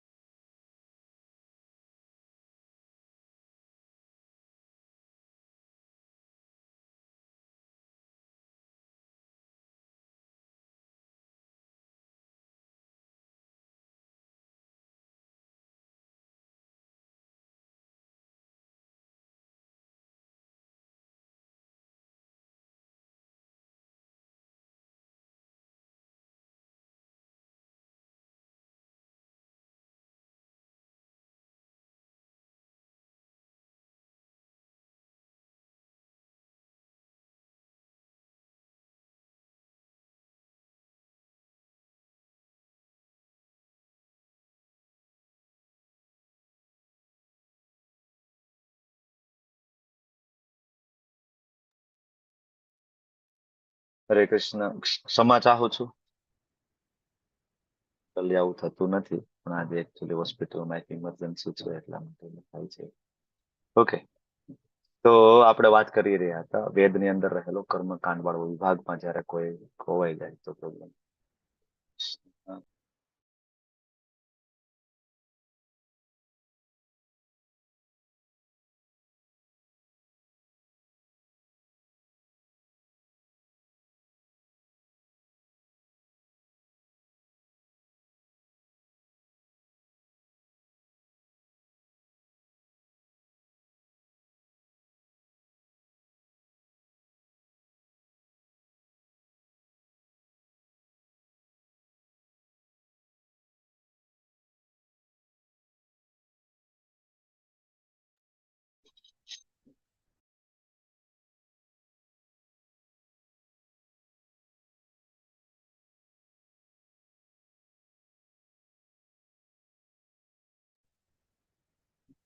ઓકે, એટલે આ જે વેદ અને દેવી દેવતાઓ વાળો જે વિભાગ જે છે, તો ભગવાન કહે છે ભાઈ કોઈ યજ્ઞ કરે, સ્વર્ગ માટે આગળ વધે અને એ શ્રેય મેળવે તો ત્યાં પહોંચી શકે, ત્યાં ગ્રહો છે ત્યાં જઈ શકે અને ત્યાં આનંદ પણ પ્રાપ્ત કરી શકે, પણ ફાયદો કાંઈ નથી. ક્ષીણે પુણ્ય મૃત્યુ લોકમ વિસંતિ. બરાબર. આગળ ભગવાન કહે છે પરંતુ જે લોકો અનન્ય ભાવે મારા સ્વરૂપનું ચિંતન કરે છે, બરાબર, અને મને પામે છે, તો હું એની રક્ષા કરું છું અને એની પાસે જે કઈ છે એની પૂર્તિ પણ કરું છું. જે કઈ છે એની રક્ષા કરું છું અને જે કઈ જરૂરિયાત છે એની પૂર્તિ કરું છું. ખૂબ ઇમ્પોર્ટન્ટ છે. યોગ ક્ષેમમ વહામ્યહમ, LIC શ્લોક તરીકે પણ આ ઓળખાય છે. પણ જે કઈ આપણી પાસે છે એની રક્ષા કરે છે, બરાબર. કોની? તો કે જે અનન્ય ભાવે મારા દિવ્ય સ્વરૂપનું ચિંતન કરે એમ. અનન્યા ચિંતયંતો મામ. મામ એટલે કૃષ્ણની વાત થાય. એવું નથી કે નિરાકાર બ્રહ્મ જ્યોતિની વાત છે. બરાબર. મામ એટલે એકદમ ક્લિયરલી કૃષ્ણ. એની જરૂરિયાતોને ભગવાન પૂરી પાડે છે. લેવલ 1 ની અંદર આપણે અર્જુન આચાર્યની કથા લીધી છે એક વખત. પછી મોહંતી, બરાબર, જે બ્રાહ્મણ હતો જગન્નાથપુરીનો, એની પણ એક વખત બંધુ મોહંતી એનું નામ હતું, એની પણ કથા આપણે લીધી છે. ઓકે. તો ભગવાન હંમેશા જરૂરિયાતોની પૂર્તિ કરે છે અને એનું રક્ષણ કરે છે. કુંતી પુત્ર જે મનુષ્ય અન્ય દેવોના ભક્ત છે અને તેમની શ્રદ્ધા, હવે દેવી દેવતાઓને જે ભક્તો છે અને દેવી દેવતાઓમાં એની જે શ્રદ્ધા સ્થિર થાય, કોઈ એમ કે ભાઈ અમને તો ચામુંડામાં ખૂબ શ્રદ્ધા છે, બરાબર, તો ભગવાન કે શ્રદ્ધાપૂર્વક પૂજા કરે છે, વાસ્તવમાં પરોક્ષ રીતના મારી પૂજા છે, પણ એ પૂજા અવિધિ પૂર્વકમ છે. કેવી છે? ઘણા બધા પેલું વાંચે, બરાબર, તો એવું એને માની લે કે ના ના, જો અહીં તો ભગવાને કીધું છે ભાઈ કે કોઈ પણ દેવી દેવતાઓનો ભક્ત હોય શ્રદ્ધાપૂર્વક મારી જ પૂજા છે. ભગવાન કે એ અવિધિ પૂર્વકમ છે, વિધિ નથી. આખો શ્લોક વાંચીએ તો બરાબર સમજે છે. ઘણા બધા એમ કે ને ભાઈ બધા એક જ રૂપ છે, બધા એક જ રસ્તા છે, ગમે તેને ભજો ભાઈ, બધું જ સરખું છે. વાત તો સાચી છે. ભગવાન કે છે કે બધા મારા અંદરમાંથી જ આવે છે, પણ એ મારા પ્રતિનિધિ છે. આ રીતની પૂજા કરે, ઇનડાયરેક્ટલી પૂજા છે, રોંગ વે છે. યજંતો અવિધિ પૂર્વકમ, વિધિ પૂર્વકમ નથી. બરાબર. તો વિધિ પૂર્વકમ શું છે? ભગવાન શ્રી કૃષ્ણની પૂજા કરવી. ધારો કે આ હાથ છે, આ મારા શરીરનો ભાગ છે, બરાબર, અને કોઈ વ્યક્તિ આવે અને મારા પગને જો પગે લાગે, બરાબર, તો એ બરાબર મને પગે લાગ્યા બરાબર છે, આપણે વાત કરીએ. પણ જો કોઈને જમાડવું હોય તો પછી મુખેથી જ જમાડવું પડે. પગને અલગ જમવાનું ના મળે, હાથને અલગ જમવાનું ના મળે, બરાબર ને? તો આ અવિધિ પૂર્વકમ ભગવાન એટલા માટે કહે છે. તો ઓછી બુદ્ધિની નિશાની છે. જે દેવ દેવતાઓના ભક્તો છે, ભગવાન ઓછી બુદ્ધિની નિશાની કહે છે. ભાગવતમની અંદર એક શ્લોક છે સુંદર મજાનો, કે જો તમે ઝાડના મૂળમાં પાણી રેડો તો પાંદડે પાંદડે પાણી રેડવાની જરૂર નથી, બરાબર. શરીરને ખવડાવો તો કઈ અલગ અલગ બધી વસ્તુને ખવડાવવાની જરૂર નથી ને. હાથ એમ કે ભાઈ મને ખવડાવો, ને આંગળી એમ કે ભાઈ મને થોડોક દૂધપાક પીવડાવો, તો એમ ના હોય. બરાબર. પીવડાવવાનું મોઢેથી જ હોય ને એ બધાને મળી જાય. એમ જયારે તમે કૃષ્ણની પૂજા અર્ચના કરો છો તો બધાને પ્રાપ્ત થાય છે. તો ભગવાન એટલા માટે કહે છે કે હું જ સર્વ યજ્ઞોનો એકમાત્ર ભોગતા છું. તમે અલગ અલગ દેવી દેવતાઓ માટેના યજ્ઞ અર્ચના પૂજા કરતા હોય, અલ્ટિમેટલી ભોગતા તો હું જ છું, સ્વામી હું છું. તો જે મનુષ્ય મારી સાચી દિવ્ય પ્રકૃતિને ઓળખી શકતા નથી એ અધપતન થાય. તો ભગવાનને જે ઓળખતા નથી અને જે માત્ર દેવી દેવતાઓની પૂજા કરે છે એનું શું થાય છે? અધપતન. એટલે ભગવાનની જે દિવ્ય પ્રકૃતિને જાણવું પડે. જાણવું આપણે કેવી રીતના જાણીશું? તો કે શ્રવણ દ્વારા. સાંભળીએ તો આપણે જાણી શકીશું ને. એટલે અલ્પજ્ઞ જે માણસો હોય એ દેવી દેવતાઓને પૂજે છે. આગળ ભગવાન કહે છે, હવે ગતિની વાત કરે છે. ધારો કે કોઈ દેવ દેવતાઓની પૂજા કરે તો ક્યાં જાય? યાંતિ દેવવ્રતા દેવાન. બહુ ક્લિયર છે ભગવદ ગીતા, એકદમ પ્રેક્ટિકલ ક્લિયર છે. અને કૃષ્ણ એ બહુ ક્લિયરલી કહે છે કે જો તમે દેવી દેવતાઓની પૂજા કરતા હશો ને તો તમે બહુમાં બહુ તો સ્વર્ગ સુધી જાઓ. એમાં સ્વર્ગ સુધી જવા માટે પણ તમારા સત્વગુણની અંદર પૂજા, સત્વગુણમાં શ્રદ્ધા, સત્વગુણમાં દાન, સત્વગુણમાં તપ, સત્વગુણમાં તમારા કર્મ, સત્વગુણની અંદર યજ્ઞ, આ બધું જ સત્વગુણમાં હોય, બધું સત્વ સત્વ સત્વ, તો તમે ઉપર જઈ શકો. એમાં ક્યાંક થોડો કઈ રજોગુણ હોય, ધારો કે કોઈ દેવી દેવતાઓનો ભક્તો હોય, માતાજીની ખૂબ સરસ ઉપાસના કરે, નવરાત્રી એ બધું કરે, પણ ખોરાક, તો કે ખોરાક નોન વેજીટેરિયન છે, માંસ મચ્છી ખાય છે, તો ખોરાક તમો ગુણમાં થઈ ગયો, બરાબર. તો જેવી રીતના બધા સારા સફરજનની વચ્ચે એક ખરાબ સફરજન મૂકવામાં આવે તો બધા સફરજન બગડી જાય છે. એમ ગમે એટલું સત્વગુણમાં કામ કરો પણ એમાં એક તમોગુણનું કાર્ય થવાના કારણે, જેમ રાજા નૃગ સત્વગુણમાં કાર્ય હતું ને, દાન કરવું એ સારી વાત છે, અને એમાં પાછું બ્રાહ્મણોને દાન કરતા હતા, તો યોગ્ય પાત્ર પણ હતું, બરાબર, યોગ્ય પાત્ર, યોગ્ય સમય પણ હતો, બ્રહ્મ મુહૂર્તમાં રોજ દાન કરતા હતા, બધું બરાબર હતું ને. ઓકે, 9:01 થઈ છે. તમે 5 મિનિટનો હું બ્રેક આપું છું. તમે લોકો કીર્તન ને એવું લઈ લો અને પછી આપણે આ ચર્ચા ઉપર પાછા.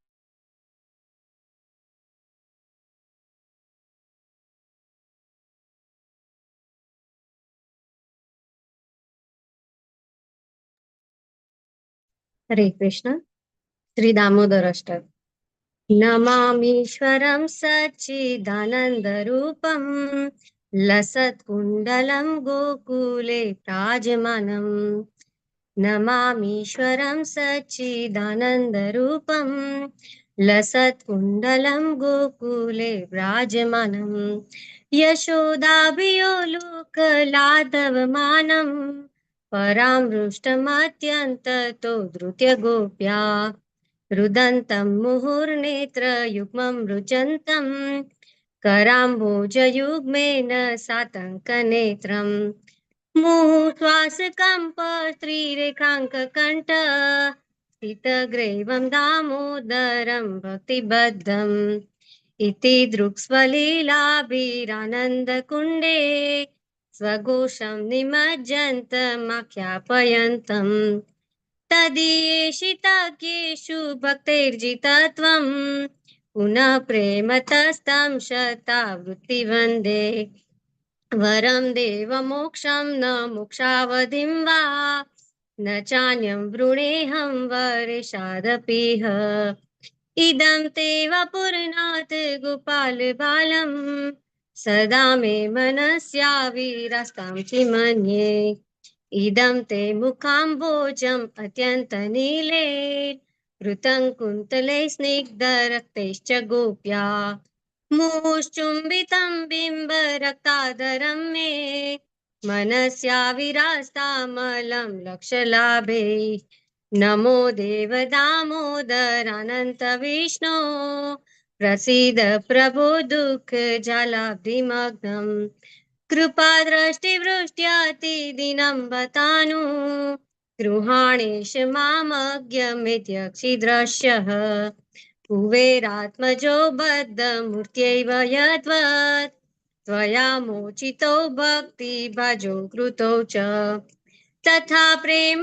भक्तिं स्वकाम्ये प्रयच्छ न मोक्षे ग्रहो मेऽस्ति दामोदरेह नमस्ते स्तु धाम्ने स्फुरदीप्तिधाम्ने त्वदीयोदरायात विश्वस्य धाम्ने नमो राधिकायै त्वदीयप्रियायै नमो अनन्तलीलाय देवाय तुभ्यं नमो राधिकायै त्वदीयप्रियायै नमो अनन्तलीलाय देवाय तुभ्यं नमामीश्वरं सच्चिदानन्दरूपं लसत्कुण्डलं गोकुले विराजमानं नमामीश्वरं सच्चिदानन्दरूपं लसत्कुण्डलं गोकुले विराजमानं हरे कृष्णा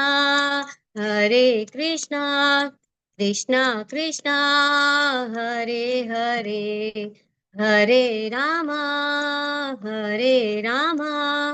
राम राम हरे हरे हरे कृष्ण दामोदर भगवान हरे कृष्ण।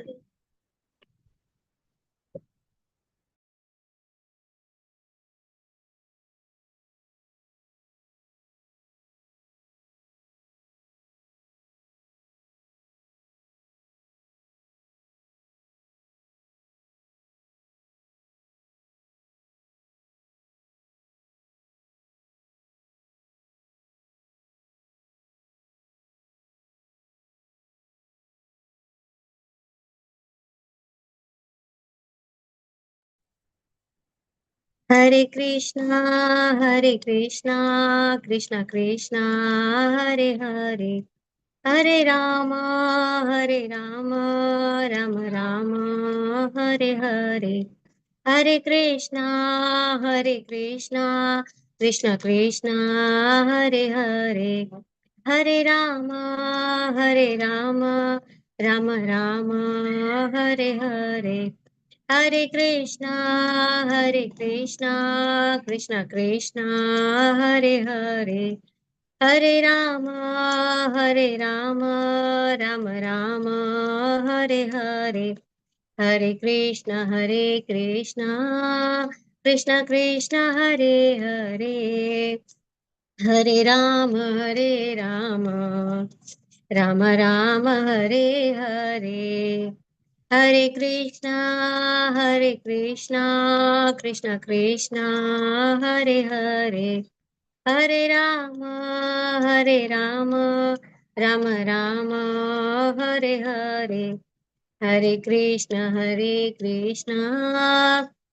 कृष्णा हरे हरे હરે રામ રામ રામ હરે હરે, હરે કૃષ્ણ કૃષ્ણ કૃષ્ણ હરે હરે, હરે રામ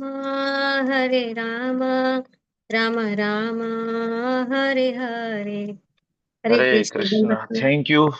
ખૂબ સરસ દામોદર અષ્ટકમ માટે ખૂબ ખૂબ ધન્યવાદ માતાજી. Thank you.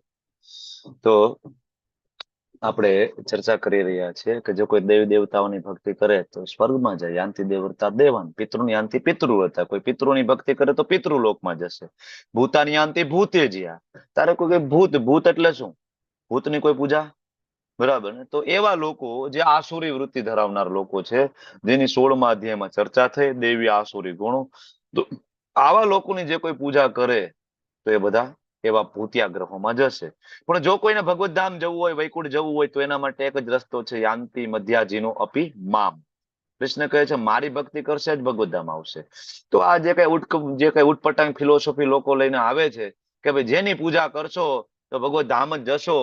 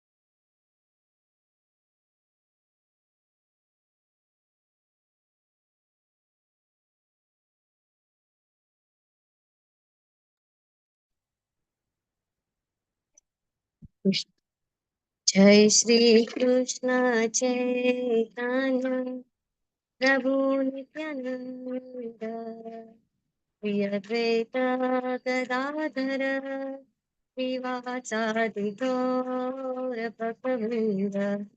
હરે કૃષ્ણ કૃષ્ણ કૃષ્ણ હરે હરે, હરે હરે કૃષ્ણ. Ram thank you. રામ રામ હરે હરે. મારા કારણે તમને બધાને ખૂબ આજ તકલીફ પડી રહી છે, હું ખરેખર ક્ષમા ચાહું છું, પણ અનઅવોઇડેબલ ઇમરજન્સીસ છે હોસ્પિટલની અંદર, એટલા માટે હવે ફટાફટ ક્લાસ હમણાં કન્ક્લુડ કરી મારે જવું પડશે. ઓકે, તો આપણે વાત કરતા હતા દેવી દેવતાઓની પૂજા. તો જે બરાબર જે કરશે ત્યાં જશે, બહુ પ્રેક્ટિકલ છે કૃષ્ણ, એટલું સમજી લો. એવું નથી કે બધા જ રસ્તા છે વૃંદાવન જાય છે, રાજકોટની ટિકિટ લેશો તો રાજકોટ સુધી જશો, અમદાવાદની ટિકિટ લેશો તો અમદાવાદ સુધી જશો, અને વૃંદાવનની ટિકિટ લેશો તો વૃંદાવનની. જે લોકો દેવતાઓને પૂજે છે, દેવોનો જન્મ, બધા એના જે લોકેશન છે સ્વર્ગ, બરાબર, ત્યાં જશે. પિતૃઓનું લોકેશન છે. ઓકે. અને હવે આ જે છેલ્લો વિભાગ છે, એમાં છેલ્લે કૃષ્ણ ભક્તિનો મહિમા ભગવાન 26 થી લઈને 34 શ્લોકમાં પોતાની વાત કરે છે. હવે કે પત્રમ પુષ્પમ ફલમ તોયમ. હવે કોઈ કૃષ્ણની ભક્તિ કરે, ઘણા બધા એમ કે તમે કહો છો કે દેવતાઓની પૂજા છે, અઘરી છે, સોરી, દેવતાઓની પૂજા છે ના કરવી જોઈએ, અવિધિ પૂર્વકમ છે. પણ તમારા કૃષ્ણની પૂજા તો બહુ અઘરી છે, કોઈ એમ કે તો, બરાબર. ત્યારે ભગવાન કે છે કે અઘરું બિલકુલ નથી. પત્રમ પુષ્પમ ફલમ તોયમ યો મે ભક્ત્યા પ્રયચ્છતિ. એકદમ સિમ્પલ. ભગવાન કે હું કઈ લાંબુ ડિમાન્ડ નથી કરતો. પત્રમ, તુલસી પત્ર, એક પુષ્પ, એક ફળ, અને વિચાર કરો કે આ 3 વસ્તુ ધારો કે કોઈના ઘરમાં ના હોય તો પણ એવું આ વિશ્વનું કયું ઘર છે જેમાં તોયમ એટલે જળ ના મળી શકે, એક ગ્લાસ પાણી ના મળી શકે. પણ ભક્ત્યા શબ્દ આ શ્લોકની અંદર 2 વખત આવ્યો. બહુ જ મહત્વનું છે. કોઈ ભક્તિપૂર્વક પ્રેમપૂર્વક જો ભોગ લગાડે, ભાવગ્રાહી જનાર્દન ભગવાનને કહેવાય, જો ભક્તિપૂર્વક કોઈ ભોગ લગાડે તો ભગવાન જરૂરથી ગ્રહણ કરે છે. તેથી યત કરો સી, આપણે જે કઈ કરતા હોય, યજ્ઞા સી યજ્જુ હો સી દદાતિ યત. ભગવાન કે છે જે કઈ કરતા હોય, જે કઈ ખાતા હોય, જે કઈ પણ અર્પણ કરતા હોય, દાન આપતા હોય, જે કઈ તપ કરતા હોય, તત્કુરુ શું? મદ અર્પણમ. કોને અર્પણ કરવાનું છે? મદ એટલે કૃષ્ણ.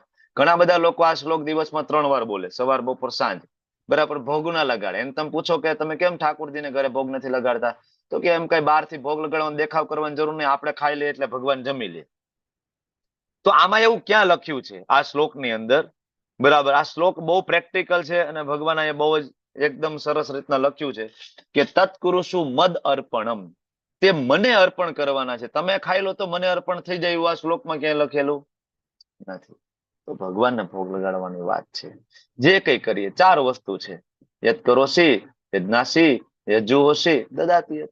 જે કઈ કરીએ જો કૃષ્ણને સેન્ટરમાં રાખીને જો કરીશું તો જરૂરથી ભગવત ધામ આપણે જઈ શકીશું. બરાબર. આગળ કહે છે ને આ રીતે તું કર્મના બંધનમાંથી તથા શુભ અને અશુભ ફળોમાંથી મુક્ત થઈ શકે. જો આપણે બધું જ ભગવાનને અર્પણ કરતા શીખી જઈશું તો જેવી રીતના આપણે એક ઉદાહરણ જોયું હતું, પદ્મપત્ર મીવાંબસા, બરાબર, એવી રીતના જગતમાં રહીને પણ બધા જ કર્મો કરતા કરતા શુભ અને અશુભ બંને પ્રકારના ફળોમાંથી આપણે મુક્ત થઈ જશું, કર્મના બંધનમાંથી મુક્ત થઈ જઈશું. અને આ સાચો સંન્યાસ યોગ છે. ભગવાન એમ કે છે કે આ સંન્યાસ યોગમાં પોતાના મનને સ્થિર કર. તો સંન્યાસ એટલે એવું નહીં કે ઘર છોડો, ઘર બાર ચલો હરિદ્વાર, પત્નીને છોડી દીધા, પતિને છોડી દીધા, કામ ધંધો બિઝનેસ છોડી દીધો એટલે સંન્યાસ નહીં. ભગવાન એ કીધું છે સંન્યાસ યોગ યુક્તાત્મા. આ સંન્યાસ યોગ છે કે જે કોઈ પણ જગ્યાએ રહીને પણ ભગવાનની ભક્તિની અંદર લીન છે, સાચો સંન્યાસી છે. બરાબર. અને આ કરીશ તો તું મુક્તિને પામીશ અને મને શરણાગત થઈશ. ભગવાન કે હવે ધારો કે કોઈ ભગવાનને શરણે નથી જતું તો ભગવાન એનાથી દ્વેષ કરે છે? તો ભગવાન કે ના ના, એવું કઈ છે નહીં. બરાબર. કે ભાઈ સમોહમ સર્વભૂતેષુ ન મે દ્વેષ્યો અસ્તિ ન પ્રિય. હું તો નથી કોઈનો દ્વેષ કરતો, ન કોઈનો પક્ષપાત કરું છું. સર્વ પ્રત્યે સમભાવ. ભક્તો વાંચે તો એને એમ થાય કે તો ભગવાન અમે ભક્તિ કરીએ તો અમારા માટે કઈ સ્પેશિયલ પ્રોવિઝન છે કે તમે બધા માટે સરખા જ હોય તો ભક્તિ કરે ફાયદો શું? બરાબર ને? ત્યારે બીજી લાઈનમાં ભગવાન કહે છે યે ભજંતી તું મામ ભક્ત્યા મયી તે સુચાપ્યહમ. કે જો કોઈ મારી ભક્તિ કરે, મારી સેવા કરે તો હું એનો મિત્ર છું. બરાબર. મારો મિત્ર છે, હું તેનામાં અવસ્થિત છું. બરાબર. અને તે મારો ખૂબ પ્રિય મિત્ર છે. બરાબર. તો ભગવાન ભેદભાવ નથી કરતા. જેમ એક રેડિયો સિગ્નલ હોય, બરાબર, તમે જો રાજકોટ, અમદાવાદ, વડોદરા બધી જગ્યાએ FM રેડિયો સિગ્નલ હોય, તો રેડિયો સિગ્નલ હોય તો ભેદભાવ નથી કરતો ને. ગરીબના ઘરે સિગ્નલ આવે કે સાવકારની ઘરે સિગ્નલ આવશે, બરાબર ને? કોઈ ભેદભાવ છે એમાં? કે ના ના ભાઈ જો આની ઘરે સિગ્નલ આવવું જોઈએ, બ્રાહ્મણ છે એની ઘરે સિગ્નલ આવે, શૂદ્રની ઘરે સિગ્નલ ના આવવું જોઈએ, આવો ભેદભાવ કરે છે રેડિયો સિગ્નલ રેડિયો વાળા? નહીં. પણ એના માટે તમારે રેડિયો ખરીદવો તો પડશે ને ઘરે. તમે રેડિયો ખરીદશો અને તમે ફ્રીક્વન્સી સેટ કરશો, બરાબર, 98 શું છે, બરાબર, કઈક ફ્રીક્વન્સી છે ને FM ની, બરાબર. તો એ ફ્રીક્વન્સી સેટ કરો તો તમને FM સાંભળવા મળે, 92.8, બરાબર, FM. તો ટ્યુનિંગ કરવું પડે, બહુ જરૂરી છે. એમ ભગવાન બિલકુલ કોઈના પ્રત્યે ભેદભાવ નથી કરતા, પણ ટ્યુનિંગ તો કરવું પડશે ને. આપણે ટ્યુનિંગ નહીં કરીએ, બરાબર, તો આપણે આપણે અને ભગવાનનું કનેક્શન કેવી રીતના થશે? રેડિયો સિગ્નલ પકડાશે કેમ? સિગ્નલ બધા માટે છે. એમ ભગવદ ગીતા બધા માટે છે. ભગવાન બધાને સમજાવવા માંગે છે. ભગવાન બધાને ભગવત ધામ લઈ જવા માંગે છે. ભગવાન બધાને પ્રેમ કરે છે. પણ તમે ટ્યુનિંગ કરશો તો તમે સમજી શકશો ને કે ભગવાન મને આવું કહેવા માંગે છે. બરાબર. રેડિયો સિગ્નલ ગવર્મેન્ટ મોકલે જ્યારે કોઈક આપદા હોય. અત્યારે તો ટીવી નો જમાનો છે. પહેલાના જમાનામાં તમને ખબર હશે કે કઈ પણ આપદા હોય, ભૂકંપ હોય, વાવાઝોડું, વંટોળ હોય, અતિવૃષ્ટિ હોય, તો એનું એનાઉન્સમેન્ટ રેડિયો ઉપર થતું. લોકો રેડિયો સાંભળતા ટ્યુનિંગ કરીને.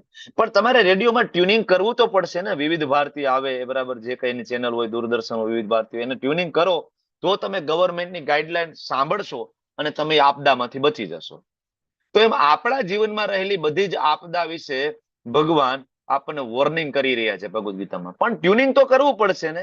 રેડિયો લેવો પડશે, ટ્યુનિંગ કરવું પડશે, માળા લેવી પડશે, હરે કૃષ્ણ મહામંત્રનો જપ કરવો પડશે, ભોગ લગાડવો પડશે, ટ્યુનિંગ કરવું પડશે. જેવું આ ટ્યુનિંગ થઈ જશે ને તો આપણને પણ ભગવાન દ્વારા આપવામાં આવતા ઉપદેશો સમજાઈ જશે. તો જે ટ્યુન કરે છે એ ભગવાનનો મિત્ર છે, અને જે ટ્યુન નથી કરતા, તો ભગવાન ભેદભાવ નથી કરતા કે નહીં આને હું રેડિયો સિગ્નલ નહીં આપું, કે ભાઈ જો ભગવદ ગીતા મુસ્લિમો માટે નથી, ભગવદ ગીતા ક્રિશ્ચિયન માટે નથી. આવો કોઈ ભેદભાવ છે ભગવાને કર્યો છે? આખી ભગવદ ગીતામાં એક શ્લોક એવો છે? નહીં. ભગવાન ક્લિયરલી કહે છે ને કે હિન્દુ, મુસ્લિમ, શીખ, ઈસાઈ બધા જ માટે ભગવદ ગીતા છે. ભારત માટે જ છે એવું નથી, વિશ્વના દરેક દેશ માટે ભગવદ ગીતા છે. એટલા માટે ભગવાન કહે છે કે ભક્ત બનવાની કોશિશ કરો, તમે ટ્યુનિંગ કરો. ત્યારે ભગવાન કહે છે કે ક્યારેક એવું બને કોઈ ભક્તિમાં આવ્યો હોય અને થોડું ઘણું ક્યારેક પાપ કર્મ થઈ જાય, જૂના જે આદતો હોય, જૂની ટેવ હોય, જૂના મિત્રો હોય, તો ક્યારેક એવું કામ થઈ જાય કે જે ના કરવું જોઈએ. તો ભગવાન કહે છે કે અત્યંત ઘૃણાસ્પદ કર્મ કરનાર કોઈ મનુષ્ય ભક્તિ ભાવે જો મારી સેવામાં હોય અને એનાથી આવું ઘૃણાસ્પદ કર્મ થઈ જાય ને તો આપણે એને સાધુ માનવો જોઈએ. કારણ કે એટલીસ્ટ કૃષ્ણને ભગવાન માને છે, બહુ મોટી વાત છે. શરૂઆત તો કરી છે ને, ભક્તિની શરૂઆત કરવી બહુ મોટી વાત છે ને. લોકો શરૂઆત જ નથી કરી શકતા ને. જોવો ને તમે તમારી આજુબાજુમાં આપણે કેટલા લોકોને પ્રચાર કરી રહી છે. અત્યાર સુધીમાં આપણે 10 લાખ લોકોને ભગવદ ગીતાનો પ્રચાર કરી ચુક્યા છીએ. કેટલા લોકો એમાંથી ભગવાનના ભક્ત બન્યા, કેટલા લોકોએ આપણે ભગવદ ગીતાને સમજવાની કોશિશ કરી છે? બહુ ઓછા ને, બરાબર. તો ક્યારેક કોઈ વ્યક્તિ ભક્તિમાં આવે, ખાસ તો તમને યાત્રામાં ખબર પડે, યાત્રામાં અલગ અલગ સ્વભાવના માણસો તમને મળે, તો ઘણી વખત આપણે ચીડચીડા થઈ જાય એનાથી, બરાબર. ક્યારેક નવા નવા વૈષ્ણવો હોય, જો ભક્ત 3 પ્રકારના હોય, તમને બધાને ખબર છે, કનિષ્ઠ, મધ્યમ અને ઉત્તમ. બધા ઉત્તમ ભક્તો નથી હોતા. મોટા ભાગે 90% ભક્તો તો કનિષ્ઠ લેવલમાં હોય છે. તો કનિષ્ઠ લેવલના ભક્તો એને તો ખબર ન હોય કઈ રીતના વર્તન કરવું, કઈ રીતના બોલવું. તો ઇવન બધી પ્રકારના સંપ્રદાયની અંદર ઇસ્કોનના મંદિરમાં જાશો તો પણ 3 પ્રકારના ભક્ત મળશે. તો તમને ક્યારેક એવું લાગશે કે આનું વાણી વર્તન મારા પ્રત્યે સારા નથી, પણ હંમેશા મનમાં એક વસ્તુ યાદ રાખવી કે કૃષ્ણનો ભક્ત છે, એને તિલક કર્યું છે, એ ભગવાનની મંગલા આરતી કરે છે, એ હરે કૃષ્ણ મહામંત્રની માળા કરે છે. અને આ બહુ મોટી વાત છે. ભગવાન આ એમ કે છે કે તમે સાધુ માનો. કારણ કે કૃષ્ણને ઓળખવા અને કૃષ્ણના નામની માળા કરવી આજ બહુ નામ જન્મ નામ અંતે થતી પ્રોસેસ છે. લાખો કરોડો જન્મ જાય ત્યારે ખબર પડે કૃષ્ણ છે, ભગવાન છે, ત્યારે હાથમાં માળા આવે. સામાન્ય વસ્તુ નથી. તો ક્યારેક ભક્તિમાં આવેલો કોઈ ભક્ત, બરાબર, એનાથી કોઈ ભૂલ થાય તો આપણે એને સાધુ માનવું જોઈએ. આપણે એને ભક્તે પોતાની જાતને સાધુ નહીં માની લેવાનું. ધારો કે મારાથી ભૂલ થઈ ગઈ, મારે નહીં માની લેવાનું ભાઈ જો ભૂલ થઈ ગઈ છે, તમે સાધુ માનજો બધા, બરાબર. એવું નહીં, તમે સાધુ માનો બરાબર, પણ મારે તો આત્મગ્લાનીમાં બળવું પડે. મને એનો પછતાવો થવો જોઈએ, આત્મગ્લાનીમાં હું બળવો જોઈએ.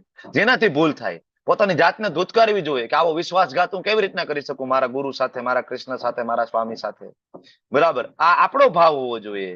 જેનાથી ભૂલ થાય એનો ભાવ. પણ આપણો એના પ્રત્યેનો ભાવ શું હોવો જોઈએ? તો કે આપણે એને સાધુ માનવો જોઈએ, નહીં કે એની ભૂલોને આપણે છાપે ચડાવી દઈએ. બરાબર. ભૂલ કોનાથી ન થાય સમજો. કોઈ પણ માણસ માત્ર ભૂલને પાત્ર થઈ શકે છે, છાપે ચડાવવાની જરૂર નથી. પણ એના માટે પ્રાર્થના કરીએ. આપણે એક્ઝામ્પલ આપીએ ઓલા પંખાનું. ધારો કે પંખો ચાલુ હોય, બરાબર, 5ની સ્પીડ ઉપર ફરતો હોય, તમે સ્વિચ બંધ કરો છો તો પંખો તરત બંધ થઈ જાય? ઓન ધ સ્પોટ ફરતો ફરતો સીધો બંધ, સ્ટોપ થાય? નહીં થાય. એ પેલા ફરશે, ધીમો ધીમો ધીમો ધીમો ધીમો ધીમો ધીમો ધીમો ધીમો ઉભો રહી જશે, પછી ઉભો રહેશે. એમ પાપ કર્મ કરતા હોય, અલગ અલગ 4 નિયમો જે છે એનું પાલન ના થતું હોય, એ વ્યક્તિ ભક્તિમાં આવ્યો હોય તો હજી એનો સ્વિચ બંધ કરી દીધી છે, ભક્તિમાં આવ્યો તો પંખાની સ્વિચ બંધ થઈ ગઈ, પણ પંખો ધીમો ધીમો તો ફરે છે હજી, બરાબર. એમ એ કર્મની જે પ્રવૃત્તિ જે છે એની સ્વિચ ઓફ તો થઈ ગઈ, પણ જૂની આદતો જે છે તો થોડા થોડા સમયે આદતોના કારણે પંખો બરાબર ફરી રહ્યો છે. પણ એક સમય આવશે ધીમે ધીમે કમ્પ્લીટલી બંધ થઈ જશે. એટલે ભક્તિમાં જયારે નવા નવા ભક્તો આવે તો ક્યારેક ભૂલો થાય, ખાવાની આદતો, પીવાની આદતો, સુવાની આદતો, જાતીય જીવનની આદતો, ઘણી વખત વાર લાગે. બધાને સેમ સમય નથી લાગતો, બરાબર. કોક ભક્તિમાં આવે તરત સુધરી જાય અને કોકને થોડો સમય લાગે. તો ત્યારે હંમેશા યાદ રાખવું કે હરે કૃષ્ણ મહામંત્રની માળા કરે છે, ભગવાન કૃષ્ણને ભગવાન માને છે. આ બહુ મોટી વાત છે ભાઈ, બહુ મોટી વાત છે, બરાબર. હવે જો તમે એને સાધુ માનો તો શું થાય? તો કે ક્ષિપ્રમ ભવતિ ધર્માત્મા. તો તમે તો ધર્માત્મા બની ગયા, ભગવાન કહે છે. અને તમે તો ભગવત ધામ જશો, કારણ કે તમે સ્થાયી શાંતિ પ્રાપ્ત કરશો. સ્થાયી શાંતિ ક્યાં છે? ભગવત ધામમાં. તો હવે જેનાથી ભૂલ થઈ, જેનું પતન થયું, એની ગતિ શું થાય? તો ભગવાન કહે છે, અર્જુન ઉભો થઈને ઘોષણા કરી દે, મોંતે પ્રતિ જાની નમે ભક્ત પ્રણશતિ. મારા ભક્તોનો ક્યારેય નાશ થતો નથી. એટલે આમાં બે વિશે વાત કરી છે. જો તમે સાધુ માનો તો તમે અને હું સ્થાયી શાંતિ પ્રાપ્ત કરીએ. અને જેનું ભક્તિમાંથી પતન થયું, બરાબર, તો એને આપણે ફરીથી ઉપર લાવવાની કોશિશ કરવી જોઈએ. અને ભગવાન કહે છે કે ચિંતા નહીં કરી, નીડર થઈને ઘોષણા કરી દે, અર્જુન મારા ભક્તોનો કોઈ દિન નાશ નહીં થાય. ભગવાન યેન કેન પ્રકારે એને ફરીથી ભક્તિમાં લાવે જ છે. આ જન્મમાં, આવતા જન્મમાં, એના પછીના જન્મમાં ફરીથી એને ભક્તિમાં લાવી અને એને ભગવત ધામ હંમેશા લઈ જ જાય છે. ઓકે, તો ભગવાન અર્જુનને કહે છે કે અર્જુન તું ઉભો થઈને ઘોષણા કરી દે. ભગવાન પોતે પણ બોલી શકતા હતા ને, પણ ભગવાન તો લીલાધારી છે. એના ભક્તોને પ્રસન્ન કરવા માટે પોતાના વચનો છે તોડી શકે છે. જેમ ભીષ્મદેવને પ્રસન્ન કરવા માટે ભગવાને પોતાનું વચન, શસ્ત્ર ના ઉપાડવું, એ વચન તોડી નાખ્યું હતું, બરાબર. એટલે ભગવાન અર્જુન તું કહી દે.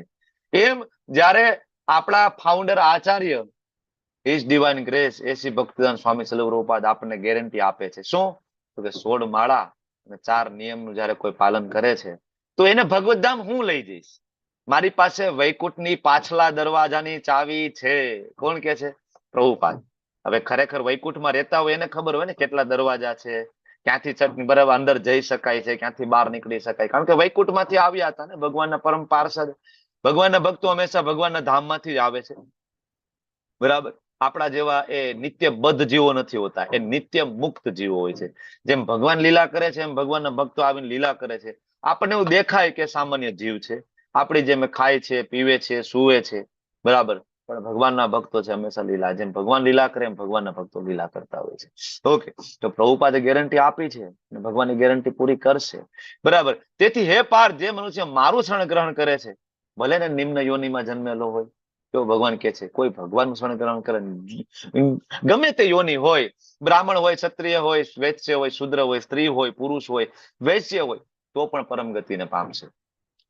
ભગવાન કે છે નિમ્ન યોનિમાં જન્મેલા સ્ત્રી હોય, વૈશ્ય હોય, શૂદ્ર હોય. અહીંયા સ્ત્રી, વૈશ્ય અને શૂદ્ર, ભગવાન એને એમ કે છે નિમ્ન યોની. એકચ્યુઅલી ભગવાનના સમયમાં પણ ઘણા બધા એવા લોકો હતા જે જાતપાતનો ભેદભાવ કરતા હતા. ભગવાનને કોઈ જાતપાતનો ભેદ નથી, એટલે ભગવાન કહે છે મારા ધામમાં બધા જ આવી શકે છે. ત્યાં કોઈ ઊંચી જાત નીચી જાત નથી, બરાબર. તો ઘણા બધા લોકો સ્ત્રીઓને નીચલી યોની તરીકે માનતા હોય છે. ભાઈ સ્ત્રીઓ તપશ્ચર્યા કરી નથી શકતી, બરાબર, એટલે એ તો ઘર સાચવે, બરાબર. અને આમ પણ શાસ્ત્ર પણ કહે છે કે ભાઈ સ્ત્રીઓ છે તપશ્ચર્યા ના કરી શકે, એટલે એના પતિ જે તપશ્ચર્યા કરે એના 50% ભાગ એને પત્નીને ઓટોમેટિક મળી જાય, બરાબર. ધારો કે પતિ 16 માળા કરે તો 8 માળાનું પુણ્ય તો એની પત્નીને આપોઆપ પ્રાપ્ત થઈ જાય છે, બરાબર. પણ સ્ત્રીઓને નિમ્ન યોની ત્યારે કહી શકાય કે જયારે દેહાત્મ ભાવમાં હોય ત્યારે. બાકી સ્ત્રીઓમાં પણ મહાન ભાગ તો થયા છે ને. જાનવાબાઈ થઈ ગયા, જાનવા માતા, બરાબર. તો એને જ આ ગૌડીય વૈષ્ણવ પરંપરાને છેલ્લે આગળ વધારી છે. આજે પણ તમે રાધાકુંડ જાઓ તો એમની ત્યાં સમાધિ છે. મીરાબાઈ થઈ ગયા, શકુબાઈ થઈ ગયા, પાંચાલી થઈ ગયા. તો આ બધા મહાન ભક્તો છે કે જે સ્ત્રી શરીરમાં હતા, બરાબર. તો એવું નથી, બરાબર. પણ અમુક લોકો જે એવું માને છે કે સ્ત્રી છે એ નીચલી યોની છે, વૈશ્ય નીચલી યોની છે, શૂદ્ર નીચલી યોની છે. તો ભગવાન કે તમે ભલે ને નીચલી યોની માનતા હોય, મારા દરબારમાં આવો ભેદભાવ નથી, અહીંયા બધાને એન્ટ્રી છે, બરાબર. આગળ ભગવાન કહે છે તો પછી વિચાર કરો કે તમે જેને નીચલી યોની માનતા હોય એ પણ જો અહીંયા આવી શકે, બરાબર, મારા ધામમાં, તો પછી જે ખરેખર ધર્માત્મા હોય, બ્રાહ્મણ હોય, ભક્ત હોય, રાજર્ષિ હોય, આની ગતિ શું થાય, બરાબર. ભગવાન આગળ ફરીથી એ જ વસ્તુ કહે છે કે ભાઈ ઊંચી નીચી જાત, બરાબર, જાતિનો કોઈ ભેદભાવ કઈ નથી. એ બ્રાહ્મણ હોય કે આગળના શ્લોકમાં શૂદ્ર હોય, એ ભક્ત હોય, બરાબર, કે પછી એ શૂદ્ર હોય, ભક્ત હોય, બ્રાહ્મણ હોય, કોઈ પણ હોય, રાજા હોય, ભગવાન કે બધા મારા ભગવત ધામ આવવા માટેની યોગ્યતા ધરાવે છે. ખાલી ટ્યુનિંગ કરવાની જરૂર છે, રેડિયો સિગ્નલ ને કેચઅપ કરવાની જરૂર છે. માટે આ ક્ષણિક દુઃખમય જગતમાં જન્મીને મારી પ્રેમમય સેવામાં, ભગવાન કહે છે આ દુઃખમય જગતમાં તમે જન્મો તો મારી પ્રેમમય સેવામાં તમારી પોતાને જાતને પરોવી દો અને ફરીથી ભગવત ધામ પાછા આવી જાઓ. તો અલગ અલગ પ્રકારના વર્ગોમાં ભગવાનની દ્રષ્ટિએ કોઈ તફાવત નથી. ભૌતિકતાની દ્રષ્ટિએ તફાવત હોવાના કારણે ભગવાન એ શ્લોકની અંદર એવા શબ્દ વાપર્યા છે. ભગવાન નિમ્ન યોની કહેતા નથી, એ આપણને સમજાવી રહ્યા છે. જે લોકો આવા મિથ્યા અહંકારમાં ગુમાનમાં ફરી રહ્યા છે ને, ભગવાન એને કહી રહ્યા છે તમે જેને નિમ્ન યોની માનો ને એ મારા ભગવત ધામમાં આવી શકે છે. એટલી ઊંચી યોની છે કે મારા ભગવત ધામ માટે આવી શકે છે. ભગવાન એને કહી રહ્યા છે. ભગવાન નિમ્ન યોની માનતા નથી. બરાબર. અને છેલ્લા શ્લોકની અંદર ભગવાન કહે છે મન મન આપો મદ ભક્તો મધ્યાજી મામ નમસ્કુરુ મામે વેશ્યસી યુક્ત આત્મનમ પરાયણ. ફરીથી આ અધ્યાયના અંતે ભગવાને કન્ક્લુઝન આપ્યું કે કરવાનું શું, તો કે તારું મન મને આપી દે, મારો ભક્ત થઈ જા, મને નમસ્કાર કર, મારી પૂજા કર, અને આ રીતના જો કરીશ તો ભગવત ધામ આવી જઈશ. મન લગાડ, ચિંતન કર, અરે ભગવાન મારું મન તો ક્યાં ક્યાં લાગેલું છે, તમારામાં કેવી રીતના લાગશે, તમારા સિવાય જ્યાં કહેશો ત્યાં મન લાગશે. માળા કરીએ ને કૃષ્ણને યાદ કરવાનું વાત કરીએ કૃષ્ણમાં મન, તો ત્યાં નહીં લાગે, બાકી બધી જગ્યાએ લાગશે. બરાબર. ભગવાન મન તમારામાં નથી લાગતું. ભગવાન કે મારો ભક્ત બની જા. ઠીક છે ચાલ ભક્ત તો બન. ભક્ત બનીશ તો ઇન્દ્રિય લગાડ, ચાલો મન ના લગાડ તો ભક્ત બની અને ઇન્દ્રિયને લગાડ. મને ભોગ ધરાવ, જપ કર, સેવા કર, મન પછી લાગી જશે. બરાબર.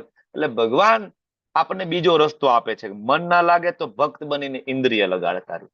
આપણે એમ કે ભગવાન મારાથી તો આ પણ નહીં થાય, તમને છોડીને હું તમે જેને કહેશો એનો ભક્ત બની જાવ. બરાબર. હું તો નરેન્દ્ર મોદી નો ભક્ત બની જાવ, રાહુલ ગાંધી નો ભક્ત બની જાવ, પણ તમારો ભક્ત ન બને આપો.